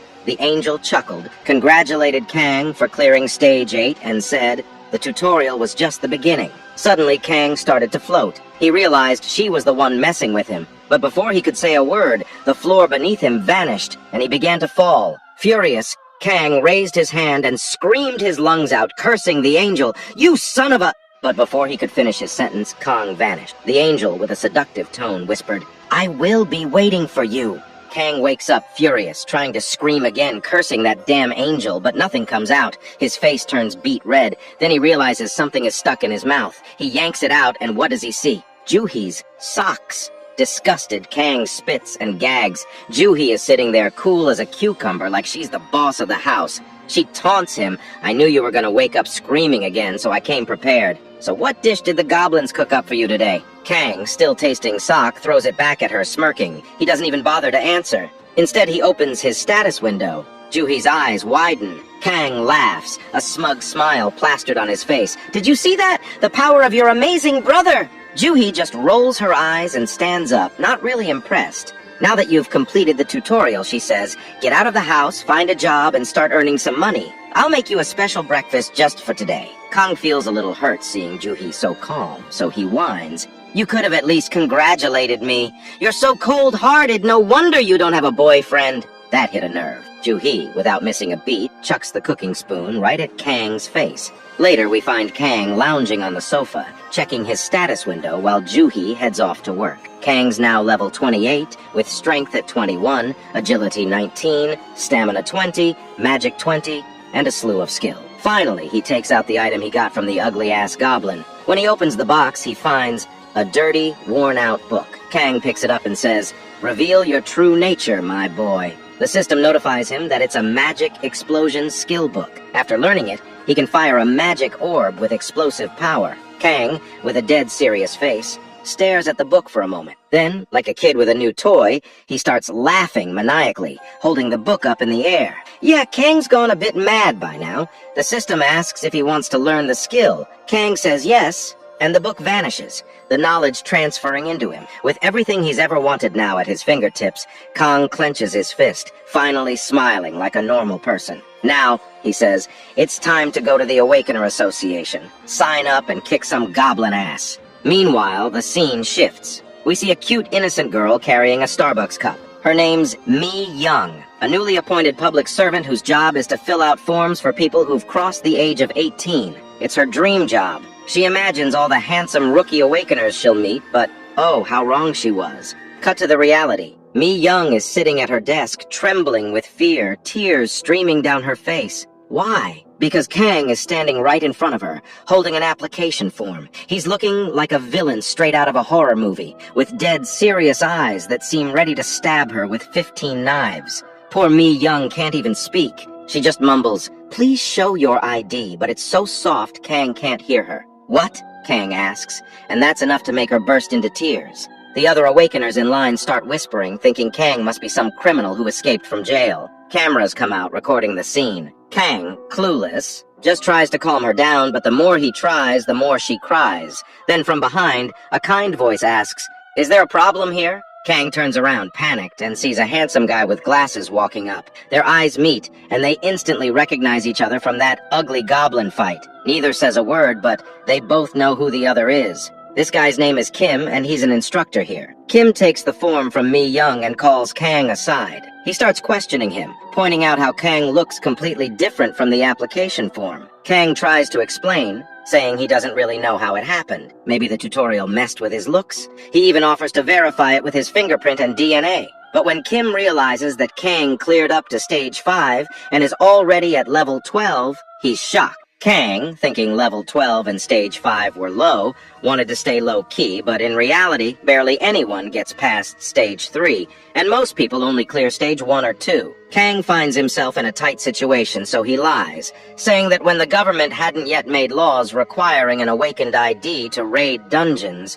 he'd gone on some raids. Kim realizes Kang's hiding something, but doesn't say anything. Instead, he asks, "What exactly is that Men Force Strength skill?" Kang explains it increases his muscle power by 2 for 10 minutes, and he can go zoom with it. Kim then asks Kang to show the rewards from stages 2. 5 to prove he really cleared them. Kang thinks this guy is asking way too many questions, but he doesn't have a choice. So Kang raises his hand, flexes his muscles, and then, brace yourself, bites into his own skin, chewing a big chunk out of his hand. Blood's dripping everywhere, and Kim feels a chill run down his spine. But in no time, the wound heals right in front of him. Kim, still in shock, realizes Kang has a self-healing ability. At this rate, Kang's gonna become Deadpool. Then Kang shows off his ring, explaining it prevents mental attacks, and asks for permission to use his Stage 5 skill. He explains it's a skill that instills fear in nearby enemies. Kim, thinking it might not be that strong, agrees.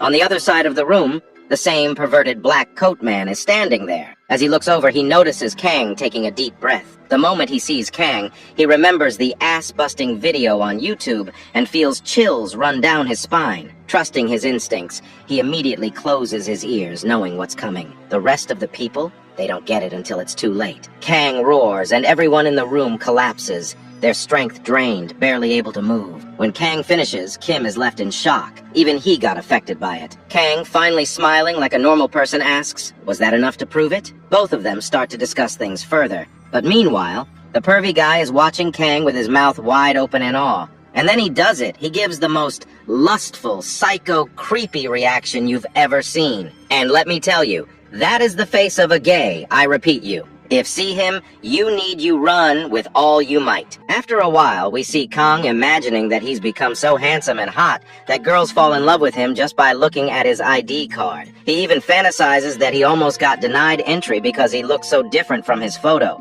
On the other hand, all the candidates around Kang start gossiping, saying things like, "This guy shouted at that girl so loudly she almost cried, and she practically fainted from fear." While Kang's munching on his protein bar, Kim walks into the classroom with 2 instructors. As soon as he arrives, he introduces himself, saying, "My name is Kim, and I'm the instructor for this group." Everyone starts clapping, and Kim begins his lecture. He explains that the training will consist of 10 days of morning theory classes and afternoon practical sessions. Meals and accommodations will be provided here. But then Kim drops some harsh truth. "Don't think we're gonna teach you some secret or techniques here. The reality is, just like trash, hunters die in dungeons every day. So if you've come here to become a hunter, keep in mind that you could die in a dungeon at any time. And with new dungeons popping up daily, even if you've studied up on existing ones, your chances of dying are still high." Kang is listening to all this and thinks,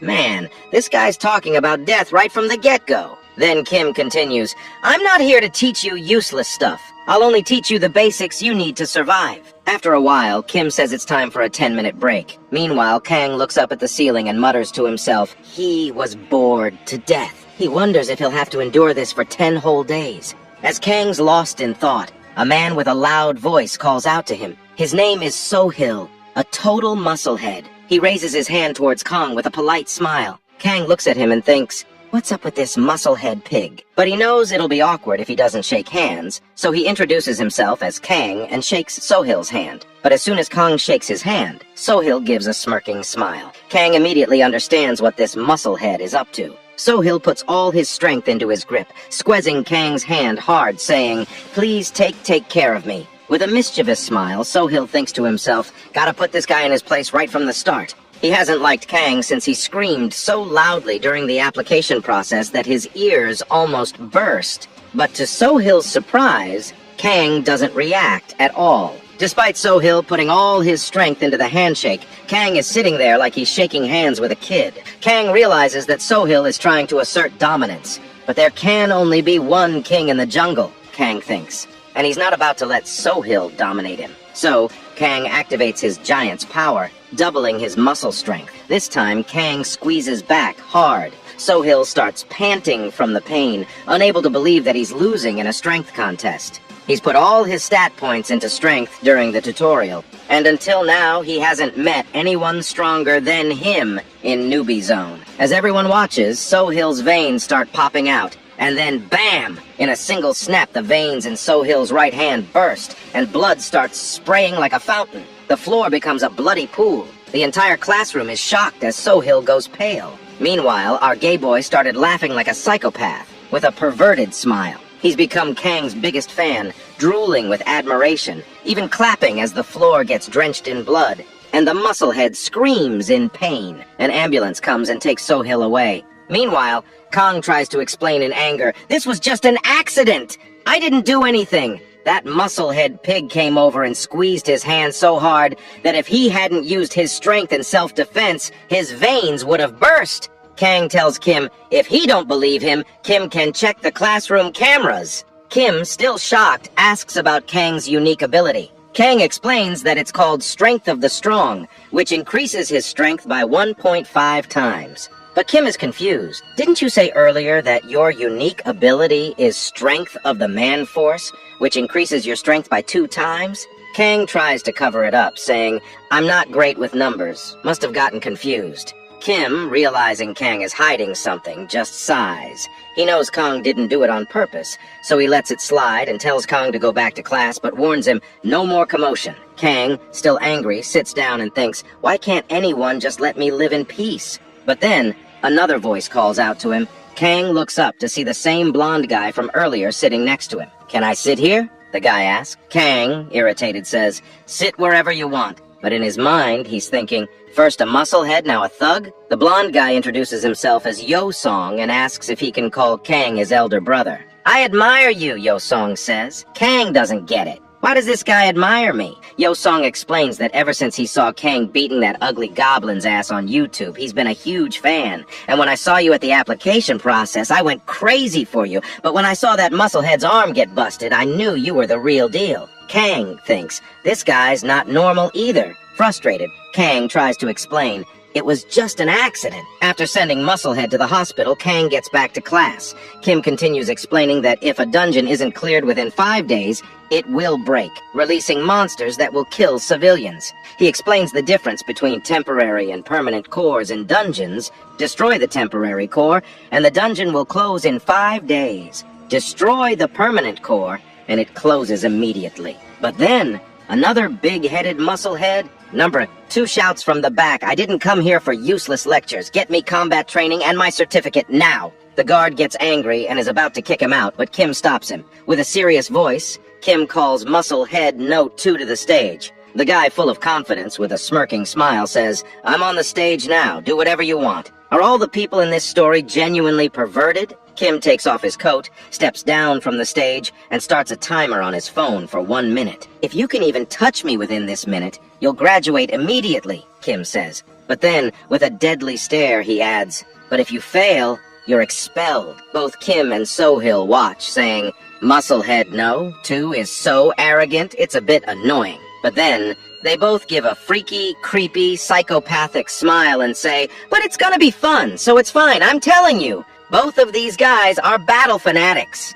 Musclehead number 2 gets all riled up by Kim's arrogance. He pulls out his sword from his inventory with a smug smile, full of confidence, and says, "You're gonna regret this, man." Instructor number 2 tries to warn Kim, saying, "Hey, that's a real sword, you might get hurt." But Kim, like a total badass, just adjusts his glasses with a dead serious face. "It's fine," he says coolly to his junior. Then turning to Musclehead number 2, he adds, "Come to your daddy." Musclehead number 2, now absolutely furious, veins practically popping out of his forehead, charges at Kim. He swings his sword with everything he's got, but Kim dodges it like it's nothing. Kim smirks and says, "If you scream like a madman and attack a monster, it'll eat your neck first." Enraged, Musclehead swings wildly, trying to cut Kim in half, only to realize he's sliced through nothing but an after image. Kim reappears right behind him like a ghost, whispering in his ear, "You might be strong, but you're so damn slow, you're useless in a real fight."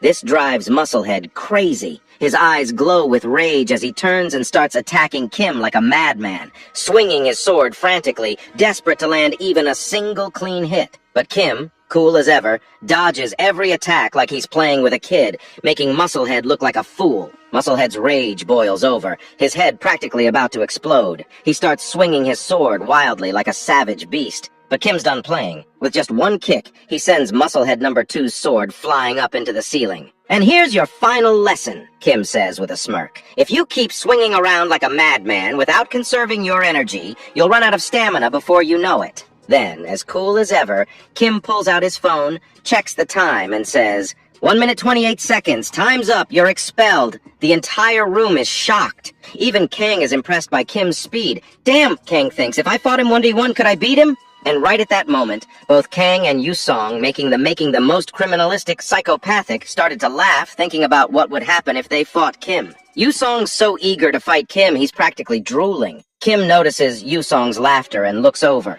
What he sees is Yusong with a blushing face, saliva practically dripping from his mouth. Kong, noticing this, mutters, "Ayo, is this dude a psychopath? Maybe I shouldn't have let him sit next to me. People are gonna think this hot, handsome guy is hanging out with a psycho." Well, see, who is even talking about looking like Fico Wow? The practical class started, and everyone gathered on the ground. Kim announced that today's focus would be on weapon training. He instructed everyone to choose their preferred weapon and begin practicing. Gradually, the instructors would come around to give individual guidance. Kang picked up a long sword and, while examining it, thought, "This is so boring." Then Yusong came up behind him, saying that practicing alone was dull and suggested they spar together. Hearing this, Kang's face lit up with excitement, but just as quickly Kim shouted from behind that personal sparring was prohibited until day 6. If anyone was caught doing it, they'd be expelled. Hearing this, Kang's excitement vanished, replaced with disappointment. Time passed and everyone was busy practicing. From a distance, Kang sat with his mouth open, watching the others. He thought to himself, all these people are just pussies. Watching them made him sleepy. He decided that instead of just sitting there bored, he might as well swing his sword around. At least it would help build some muscle. So, half-heartedly, he started swinging his sword randomly, using his F-rank sword skill like a bumblebee flitting about. Kim noticed this and watched him for a long time. Eventually, he walked over to Kang and with an arrogant, strict voice said, "Your sword skill is trash. Where did you learn something so terrible? If you go into a dungeon with that, you'll be the first to die." Hearing this, Kang paused and stared at the instructor with deadly eyes. The instructor continued pointing out Kang's shortcomings. Kang, in his mind, imagined grabbing the instructor by the neck and, with a deadly, creepy, villainous face, threatening him. "Let's fight one-on-one. Let's see if my sword skill is trash or not." In reality, the instructor's pants might have been sweating from fear if he'd seen Kang's terrifying face. But Kang, back in reality, just scratched his ear, deciding it wasn't worth starting a fight. His ear probably stank, too. That's when Kim called out to the instructor. Clapping his hands, he grabbed everyone's attention and announced that there would be a sparring match between Kang and the instructor's junior. Both Kang and the instructor were surprised by this. Kim handed his sword to the junior and told him to be careful while sparring with Kang. Hearing this, Kang gave a smirking smile, while the junior remained clueless, wondering why he had to be careful with a newbie. Kim started the countdown. 3, 2, 1, and the fight began. The instructor's junior was a bit serious, but Kang had a big, battle-fanatic smile on his face. As soon as the countdown ended, Kang dashed towards the junior, his eyes glowing with excitement. With a single strike, even though Kang didn't use more than 10% of his power, the instructor's sword shook. Kang lifted his sword into the air, and with one strike, he sent the junior's sword flying. The instructor was shocked, and the sword flew into the air, only to fall down next to the junior's head moments later. The entire place went silent, everyone in awe. Kim took this moment to explain to everyone, no matter how bad your sword skill or any other weapon skill is, if you have power, you can defeat your opponent. Hearing this, Kang thought the instructor was praising him. With a proud smile, he started laughing. But Kang didn't understand a damn thing. The instructor was actually making fun of his sword skill. Kim then pushed his junior forward, helped him up, and apologized. Looking at Kang with a dead serious face, Kim told the junior, "I just had to check one thing, and now I've got my answer." Then we see a change. Kang had started keeping a diary. Day 1, a psycho guy named Yusong sat in front of me and kept following me around like a lost puppy. During the training session, an instructor tried to pick a fight with me, and I had to show him his place. Day 2, the whole day was full of boredom. I was just dozing off in theory class, and in the evening during the practical class, no one dared to challenge me after what happened with the instructor. All the instructors were more worried about Yusong as started jiggling his sword with his feet. Day 3. Both Yusong and I were knocked out in both classes. And since sparring was prohibited, we started playing pretend sparring without actually clashing our swords. By now, all the instructors were genuinely worried about us. Day 4. I was so bored that I doodled a picture of myself slaughtering a goblin in my diary. During the practical session, I picked up 2 swords and made them fight each other. The instructor didn't know how to handle me. Day 5. I was bored to death. I just wanted one thing, to go home. In the evening, during the training session, I was lying down on the field, arms spread out, sleeping. When the instructor asked what I was doing, I told him I was meditating. Day 6. I officially died from boredom. I started asking Yu-Song to cause some trouble. I told him if I stayed in this mental asylum for another day, they'd have to carry my body home on the 7th day. But then Yu-Song, with that creepy smile, said, "You don't have to be bored anymore. Today is day 6, and the 1v1 sparring session starts. I'll show you something special this evening. If that special thing is what I think it is, I don't want to see it at all." Evening came and the 1v1 practical class started. Kang in an instant defeated his opponent. Kang came to his place, sat down, and Yu-Song congratulated him. But as Kang continued to watch the sparring matches, he felt like he was watching kindergarten kids brawl. He was getting bored again. Then the fight between two candidates started. Candidate number 1 screamed and charged with a spear at candidate number 2, who panicked and froze in fear. But before the spear could hit, Kim, like a flash, stopped the spear instantly. The fight ended there, and I thought, time's running out, I need to fight him. Finally, it was Yu-Song's turn. He got up slowly, turned around, and said to me, "I'm going out," with that creepy smirk. Kong knew something was about to go down. Yu-Song started walking onto the stage, and Kong remembered what he said in the morning, that he'd show him something interesting during sparring. Kong got a little tense and thought, is Yu-Song about to cause some trouble? If he is, Instructor Kim better stop him, right? Now, Kim and a girl named Yuri stood facing each other. Yuri was a mage and had brought her personal staff. Kim asked Yu-Song if he had any problems, since warriors are at a disadvantage against mages who attack from a distance. Yu-Song, with a smile, said he had no problem. Kim noticed the massive thorny mesh weapon Yu-Song held and asked why he chose that instead of a sword. Yu-Song simply replied, "There's no rule that says you can only use one weapon, right?" Kim didn't pay much attention to it and started the match. With the countdown of 3, 2, 1, the match began. Yuri quickly formed a bunch of magic crystals and launched them at Yu-Song. Yu-Song swung his mesh, effortlessly shattering all the crystals. The shards fell on Yu-Song's face, and with that psychopathic grin, he started laughing. Kong was a little surprised, but he was even more amazed to see magic in real life. Kong always loved mages since he was a kid, but Yuri wasn't amused. She was a genius mage and couldn't believe a warrior could deflect her attack so easily. She poured all her energy into forming a massive magic crystal above her, then hurled it at Yu-Song, but Yu-Song wasn't focused on the crystal. He looked at her with his left eye, lifted his mesh into the air, and stepped back. With a psychopathic battle maniac laugh, he started spinning his mesh. Kong realized what Yu-Song was about to do. He struck the magic crystal missile precisely, spinning it around with brute force, and then redirected it toward Kim. Kim dodged it with a swift step, but Yu-Song's real target wasn't Kim.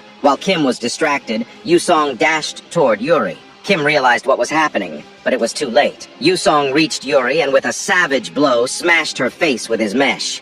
Blood splattered everywhere. Yuri collapsed, her hand lying on the floor, fingers broken, blood streaming from her wounds. She wasn't moving, and Yu-Song stood there, drenched in her blood. As he wiped the blood from his face, he flashed that psychopathic, creepy smile and said, "That was damn satisfying." After that, we see the junior instructor in a panic, frantically calling for an ambulance. He yells that there's a critical open fracture. The hand is broken into pieces, and there are multiple injuries with heavy bleeding. The scene shifts, and we see the junior instructor checking on poor Yuri, who is so badly injured that she can't even speak. She was trembling all over. Meanwhile, Yu-Song stands there with a smirk on his face. Kim, with a dead serious look and a deep voice, pulls out his dagger and demands, "What do you think you just did?" Yu-Song casually raises his hand and says, "No need to get angry. It was just an accident. It's in the rules. Accidents happen. And since I didn't kill her, it's not a big deal, right?" Kim, furious, shouted,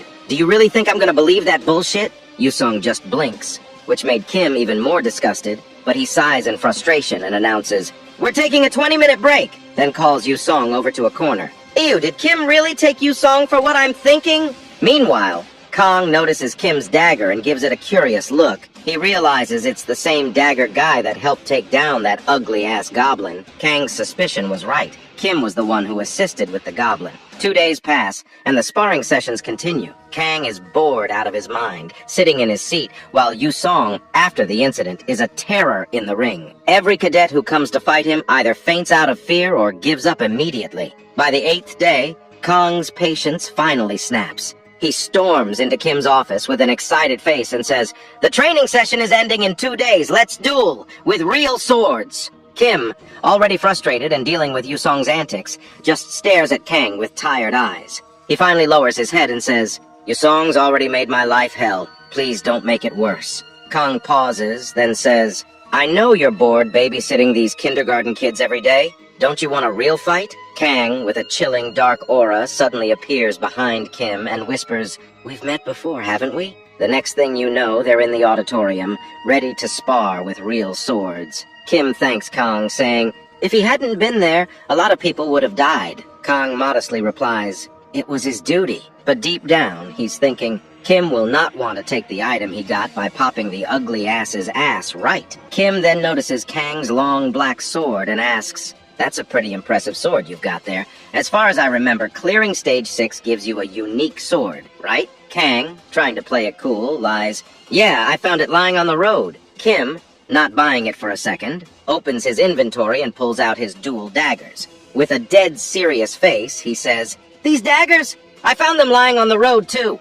With that, he suddenly leaps from his position, disappearing in a flash, and slashes at Kang with lightning speed. Kang barely manages to turn around and block the attack. Kim laughs and says, "I thought you focused only on strength, but it seems your speed is impressive too." Kang grins and replies, "I know this isn't your full speed, and since I've got recovery speed, you can come at me with everything you've got." Hearing this, Kim smirks. "If that's the case, I won't hold back." He disappears again, this time moving so fast that Kang can barely keep up. Kim strikes from all directions, his daggers almost a blur, but Kang, with a creepy, satisfied smile and glowing red eyes, is loving it. "This is what I was missing!" Kim cuts him from all directions, but Kang's wounds heal almost instantly. Realizing how strong Kang's healing ability is, Kim gets more serious. He plans to put his dagger on Kang's neck, expecting Kang to dodge so he can go for the stomach, but Kang surprises him. Instead of dodging, Kang puts his hand in front of the dagger, letting it get stuck between his bones. Kim, shocked, tries to pull his dagger back, but it was stuck. Kang, with that death-creepy chillin' smile, says, "Got you now, baby!" And before Kim can react, Kang pulls him in close and headbutts him hard. Kim spits out blood and is momentarily knocked unconscious. His glasses go flying as he crumples to the ground. After a few seconds, Kim comes to, realizing he's lost. Time passes and we see Kang sipping on a Coke with an ice pack on his head. Kim, still recovering, admits, "I didn't think you were this strong." Kong grins. "That sparring match was a draw because of my passive regeneration skill." Kim teases, "Which means I won." Kang gets flustered, insisting, "It was a draw. I didn't use my passive skill on purpose." They bicker playfully for a moment before Kim sighs. "Thanks, Kang. I've been so tired of pampering these kids for months. This was the most fun I've had in ages." He then tells Kang to get some rest, reminding him that tomorrow is Dungeon Exploration Day. Meanwhile, outside the academy, a mysterious man in a black hoodie stands by the dungeon entrance. He looks left and right, then vanishes into the shadows as the door opens. The door closes behind him, leaving only the dark, ominous entrance to the dungeon. It's morning and everyone's lined up in front of a dungeon. Kong steps forward and explains, "This place has been designated as an educational dungeon by the Awakener Ability Training School. Welcome to Ephraim Dungeon, Geeka's Forest." He continues, "The monsters here are called Geekas and they're tougher than the usual Ephraim Dungeon monsters. But this place was chosen for training for 2 reasons. First, it's a field-type dungeon, so there won't be any traps or hidden dangers, just monsters. Second, it's pretty easy to lure Geekas and take them on one by one." Kim steps up, opens the dungeon door and says, "I'll give you the rest of the info once we're inside." Kang takes a deep breath and steps through the entrance. This was his first time entering a dungeon, and he was feeling a mix of nerves and excitement. As soon as he stepped in, Kang felt a weird sensation, like he was floating for a second while passing through the door. When he opened his eyes, he found himself in a completely different place. A lush, green forest. Sure, it was a dungeon, but it looked more like a freaking picnic spot. As they walked, Kong, still taking it all in, asked Yusong, "So, if we go out through the dungeon gate, we'll be back on Earth, right?" Yusong, rolling his eyes, replied, "Bro, they taught us all this in theory class. You should know that by now." Kong, a bit annoyed, turned to him and said, "Why are you talking to me? I don't want people thinking a hot, handsome guy like me is hanging out with a psycho." Yusong, not missing a beat, mumbled, You're the one who started talking to me first. After a bit, Kim gathered everyone in one spot and instructed one of his juniors to go fetch a Geeka monster. As they waited, Kim explained, Geeka is a bird-type monster. It's a little over 2 meters tall, looks kinda like an ostrich. It's got quick feet and a beak strong enough to break through plated armor. A direct hit from that beak? Well, let's just say it won't be pretty, so stay alert. The standard strategy is to surround it with several people and tie its feet. Before Kim could continue, everyone suddenly received a notification. A message popped up in front of them, stating that the central core of the dungeon had been removed. A portal to the outside had opened, and the dungeon was about to collapse. The ground started shaking, and the sky above them began to crack. Panic spread like wildfire. Everyone was freaked out, thinking if they didn't get out soon, they'd be trapped in the dungeon forever. But Kim, keeping his cool, shouted, "Everyone stay calm! The dungeon doesn't break immediately, we've got at least an hour, so move out in an orderly fashion." Everyone listened, and one by one they started heading out. But nobody knew who the hell destroyed the dungeon's core. Kim couldn't shake the feeling that something was off. A chilling aura hung in the air. And then, just as the last of them were stepping out, the dungeon started shaking violently.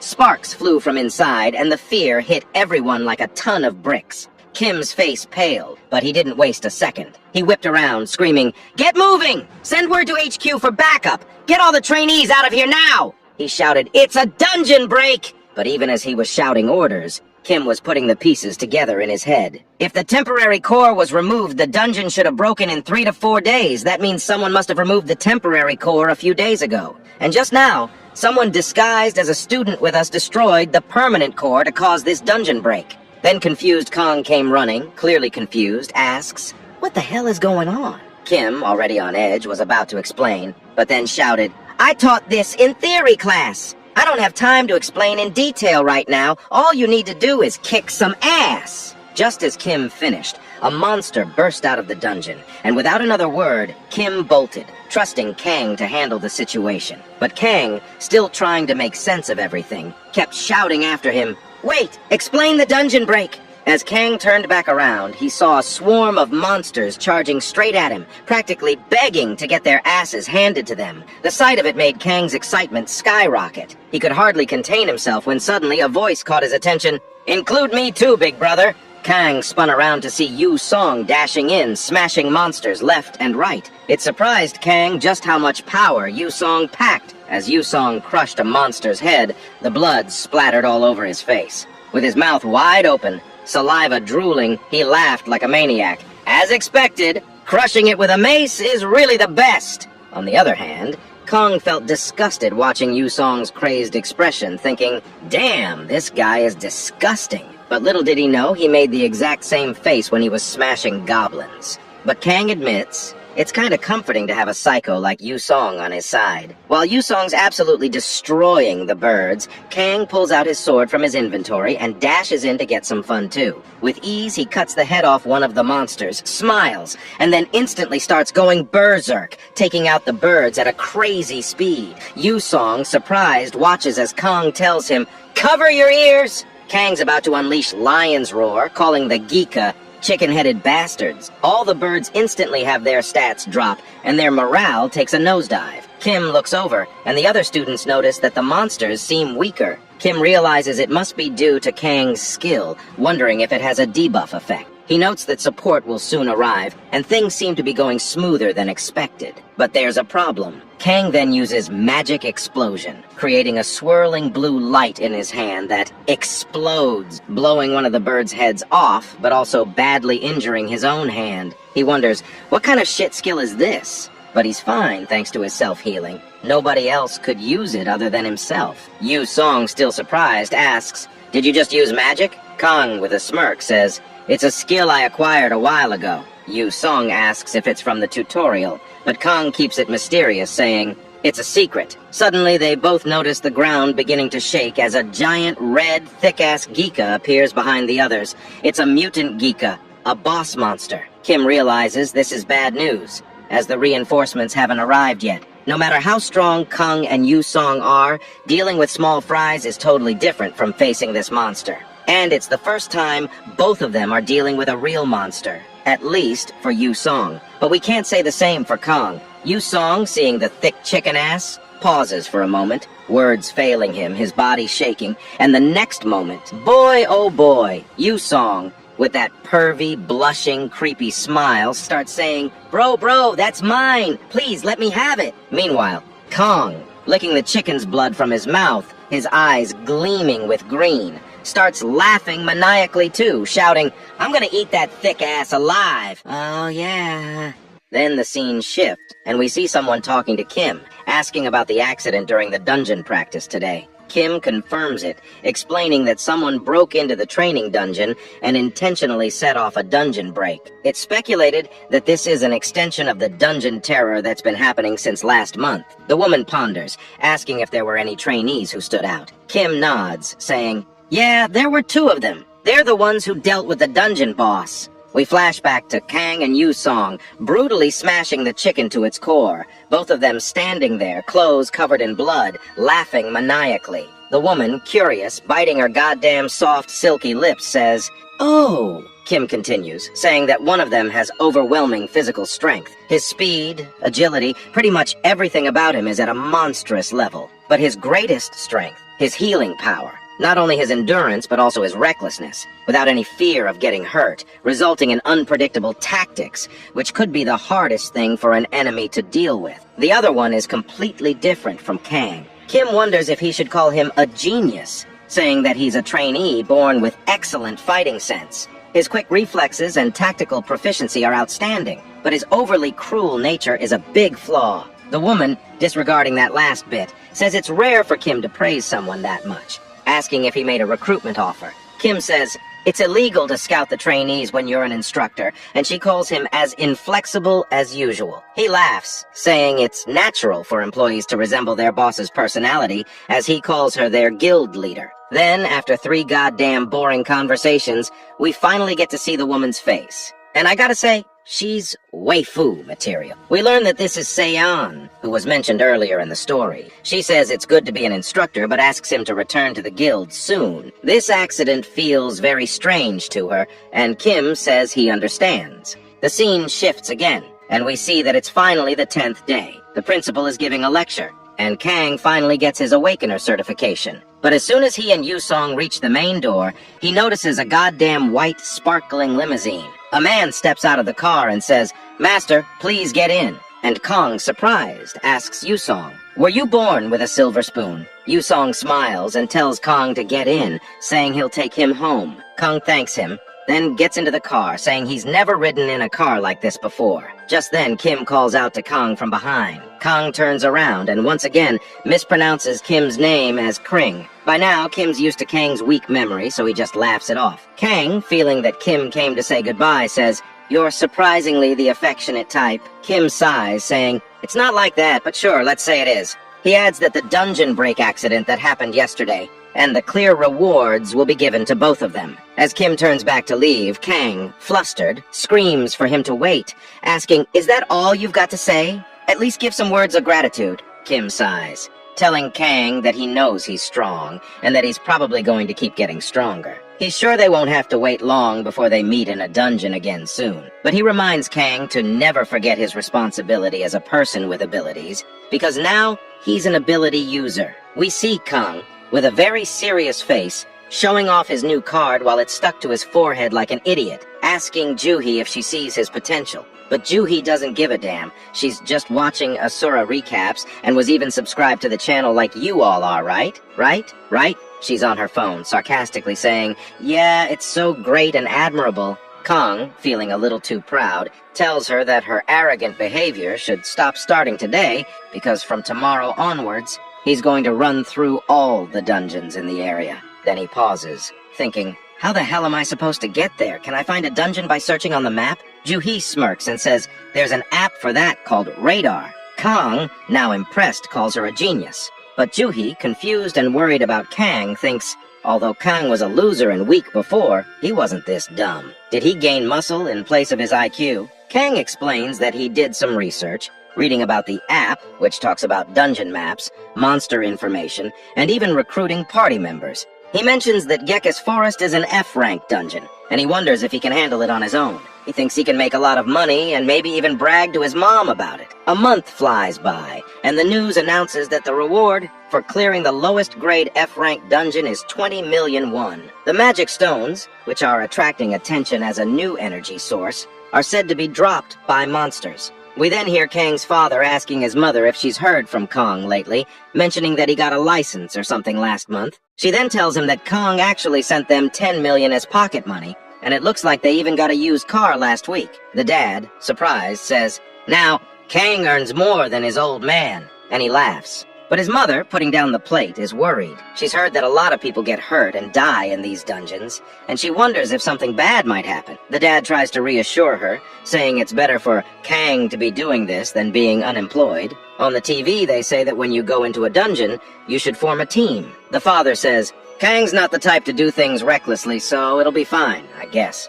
She reluctantly agrees, saying that Kong's always been smart since he was young. Meanwhile, Kang was raiding dungeons alone. Well, his parents didn't know Kang had become Deadpool and had a Minecraft bed to respawn. And Kong? He was busy popping some tarantula's cherries with his psycho smile, blood all over his face. Outside the dungeon, we see his car, which he's lovingly named Butley. His phone is ringing, but he's not answering. His mother, worried, says he must be sleeping or something, and the father suggests she just call him tomorrow. She agrees, but says to make sure to tell him about that thing in front of the supermarket. Then we get a close look just in front of Kang's parents' house. A freaking creepy, worn-down gate appeared. And the exact moment it opened, with a creak, a chilling aura came pouring out from the dungeon. And just a few moments later, some damn sons of goblins and orcs started marching down in the thousands. But that wasn't the end. A freaking, thick, huge-ass goblin was also marching from behind. The scene shifts,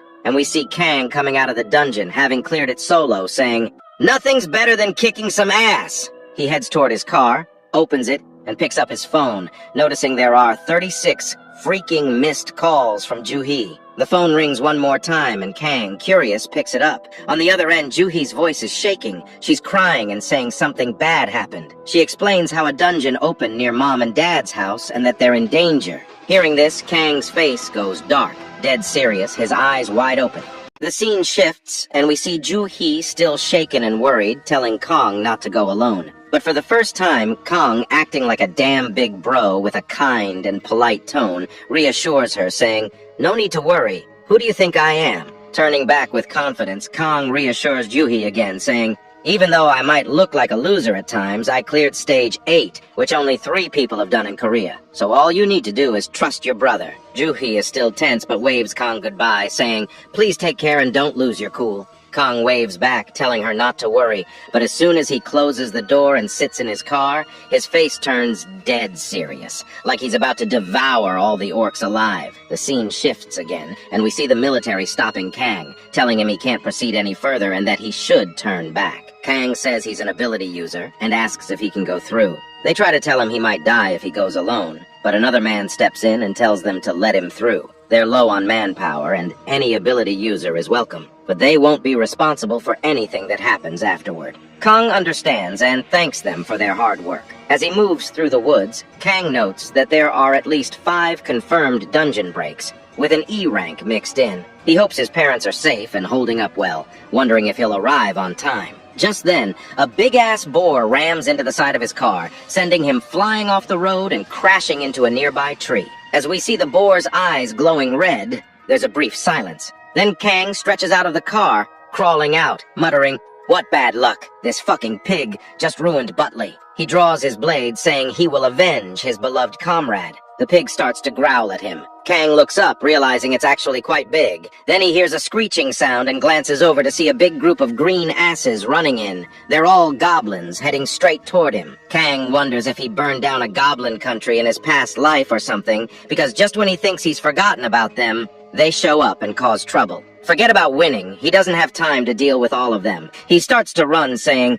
"They say the best revenge is forgiveness," and tells the pig, "I gotta go. Have a good time." As the pig growls, we see a volley of arrows flying from its side. Kang's plan worked. He intentionally ran toward the goblins so that their arrows would hit the huge-ass pig, and it worked. Like that, the pig and goblins start killing each other, and Kang watches from the side with a satisfied look on his face. After that, Kang starts running, saying, Now that Butley is gone, I can't waste time on unnecessary things. Night falls and Kang's phone is broken, his battery nearly dead. He had to save it, so he did the unthinkable. Trusted Google Maps to navigate through the jungle, but he got lost. Just then, he hears a weird sound in the woods, and we see something slowly approaching him from behind. As he turns, making eye contact with it, Kong instantly slices with his sword, and only blood follows. It was an invisible wolf called a disrufin. Once it falls to the floor, Kong is surprised, saying, "I didn't think there were monsters that could turn invisible too,"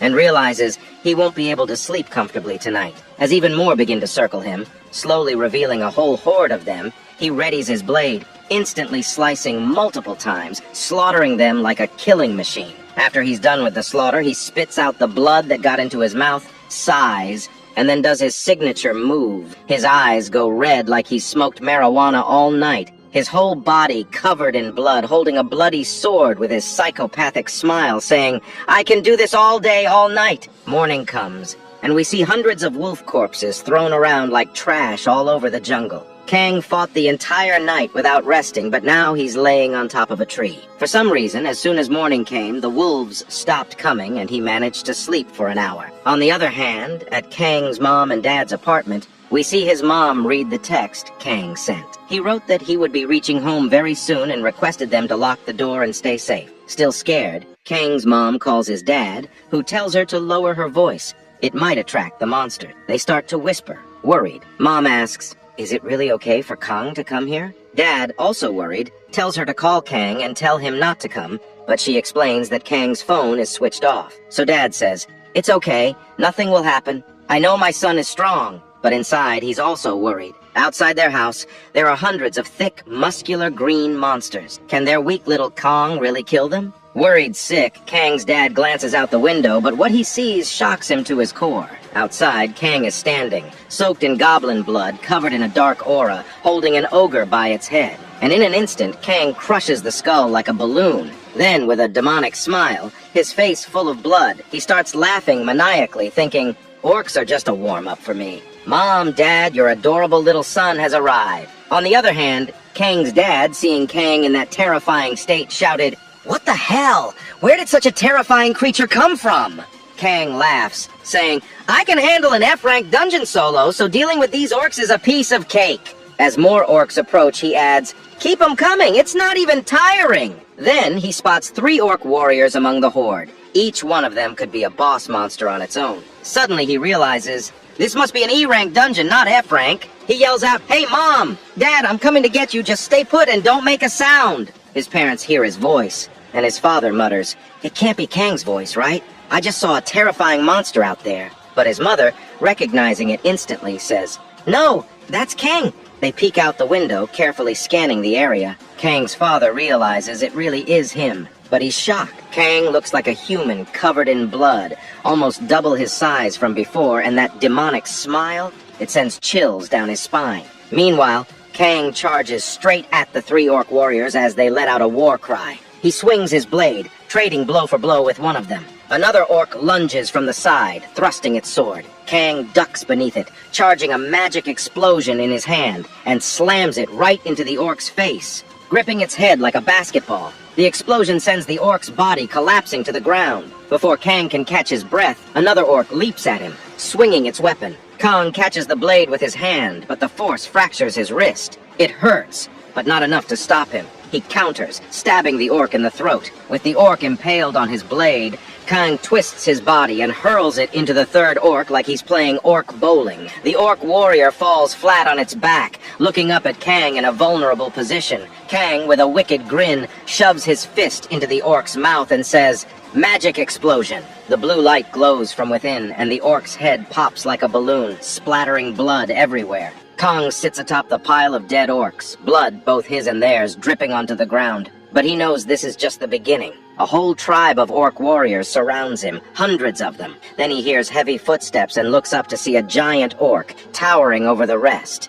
It's an orc general. The orc general lets out a deep, menacing laugh. Kang, unimpressed, mutters, "So, you're the boss? Damn, you're ugly." He wanted to save his magic for regeneration, but it seems that's not an option anymore. He activates his giant's power, boosting his strength by 60%, and takes a deep breath, unleashing his lion's roar. "Let's see what you're made of!" He charges at the Orc General. The Orc General lands a blow on Kang's face, sending blood flying from his nose and knocking him back. Kang bumps into some of the other Orc warriors, who immediately toss him back at the boss like a rag doll. Kang realizes, "This bastard's toying with me," as he gets knocked around, then kicked hard in the chest, sending him crashing to the ground. He struggles to stand, gripping his blade tightly. "I can't back down, not while my family is just behind me." The Orc General is surprised at Kang's determination, fighting so hard on the brink of death. Kang screams, charging again, only to hear his mother's scream in the distance. He turns, seeing orcs climbing up to their window. Panic sets in,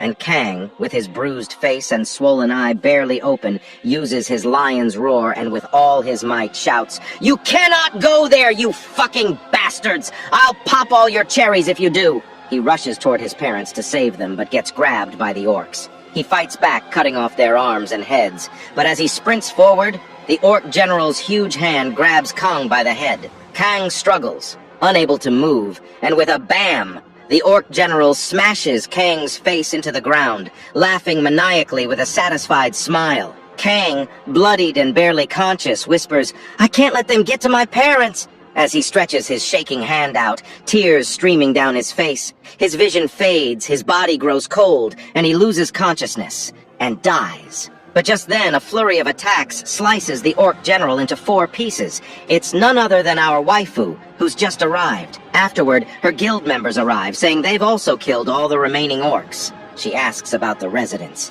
and they explain they're prioritizing evacuating the injured and ensuring the rest are safe. She sighs, saying, "The damage was huge, but thanks to someone gathering the orcs in one place, it wasn't as bad as it could have been." She looks over at Kang, saying, "That's him, right? The one who was facing hundreds of orcs alone until we arrived?" She's impressed, but adds, "Unfortunately, that person died." As she's about to instruct them to take care of Kang's body with utmost care, she notices the body is gone, vanished, leaving only his clothes behind. Meanwhile, we see Kang suddenly jolt awake, his eyes wide open. Well, Kang turned out to be just a frog in an F-rank well, and I can bet his villainous arc will begin if his parents die.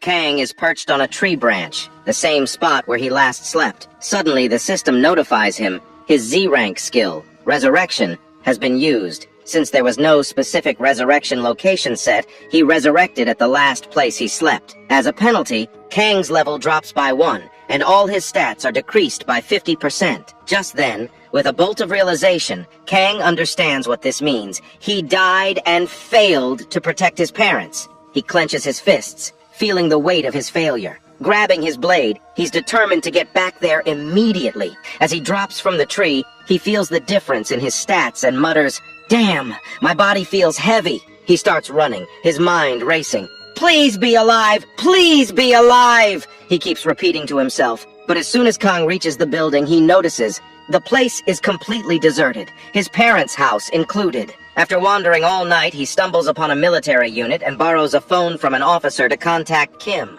Only then does he get the devastating news. His father had his arms amputated, and his mother is in a coma. Kang, furious, shatters the phone in his hand. 2 months later, the news reports on the Dogon Guild hunting a boss in the D-rank dungeon, Devil's Anus. They mention that Cayenne, the guild leader, also talked about a new C-rank dungeon that recently appeared. Juhi, looking concerned, asks Kang if he's heading to a dungeon again. Without hesitation, but with a hint of sadness still in his voice, Kang says, "Yes." Juhi, worried, says, "You've already died 3 times this week." But Kang, unbothered, tells her he's fine. As he walks away, she tries to tell him it's not his fault his parents ended up like that, but he closes the door and leaves, her concern evident. As Kang descends the stairs, Juhi steps outside the door, watching him go with a worried expression, thinking if she had cleared higher in the tutorial, she might have been able to do something. Inside a dungeon, we see a giant ant called Antria being killed by a man with a spear. He levels up, getting hyped, and is congratulated by his party for being the ace.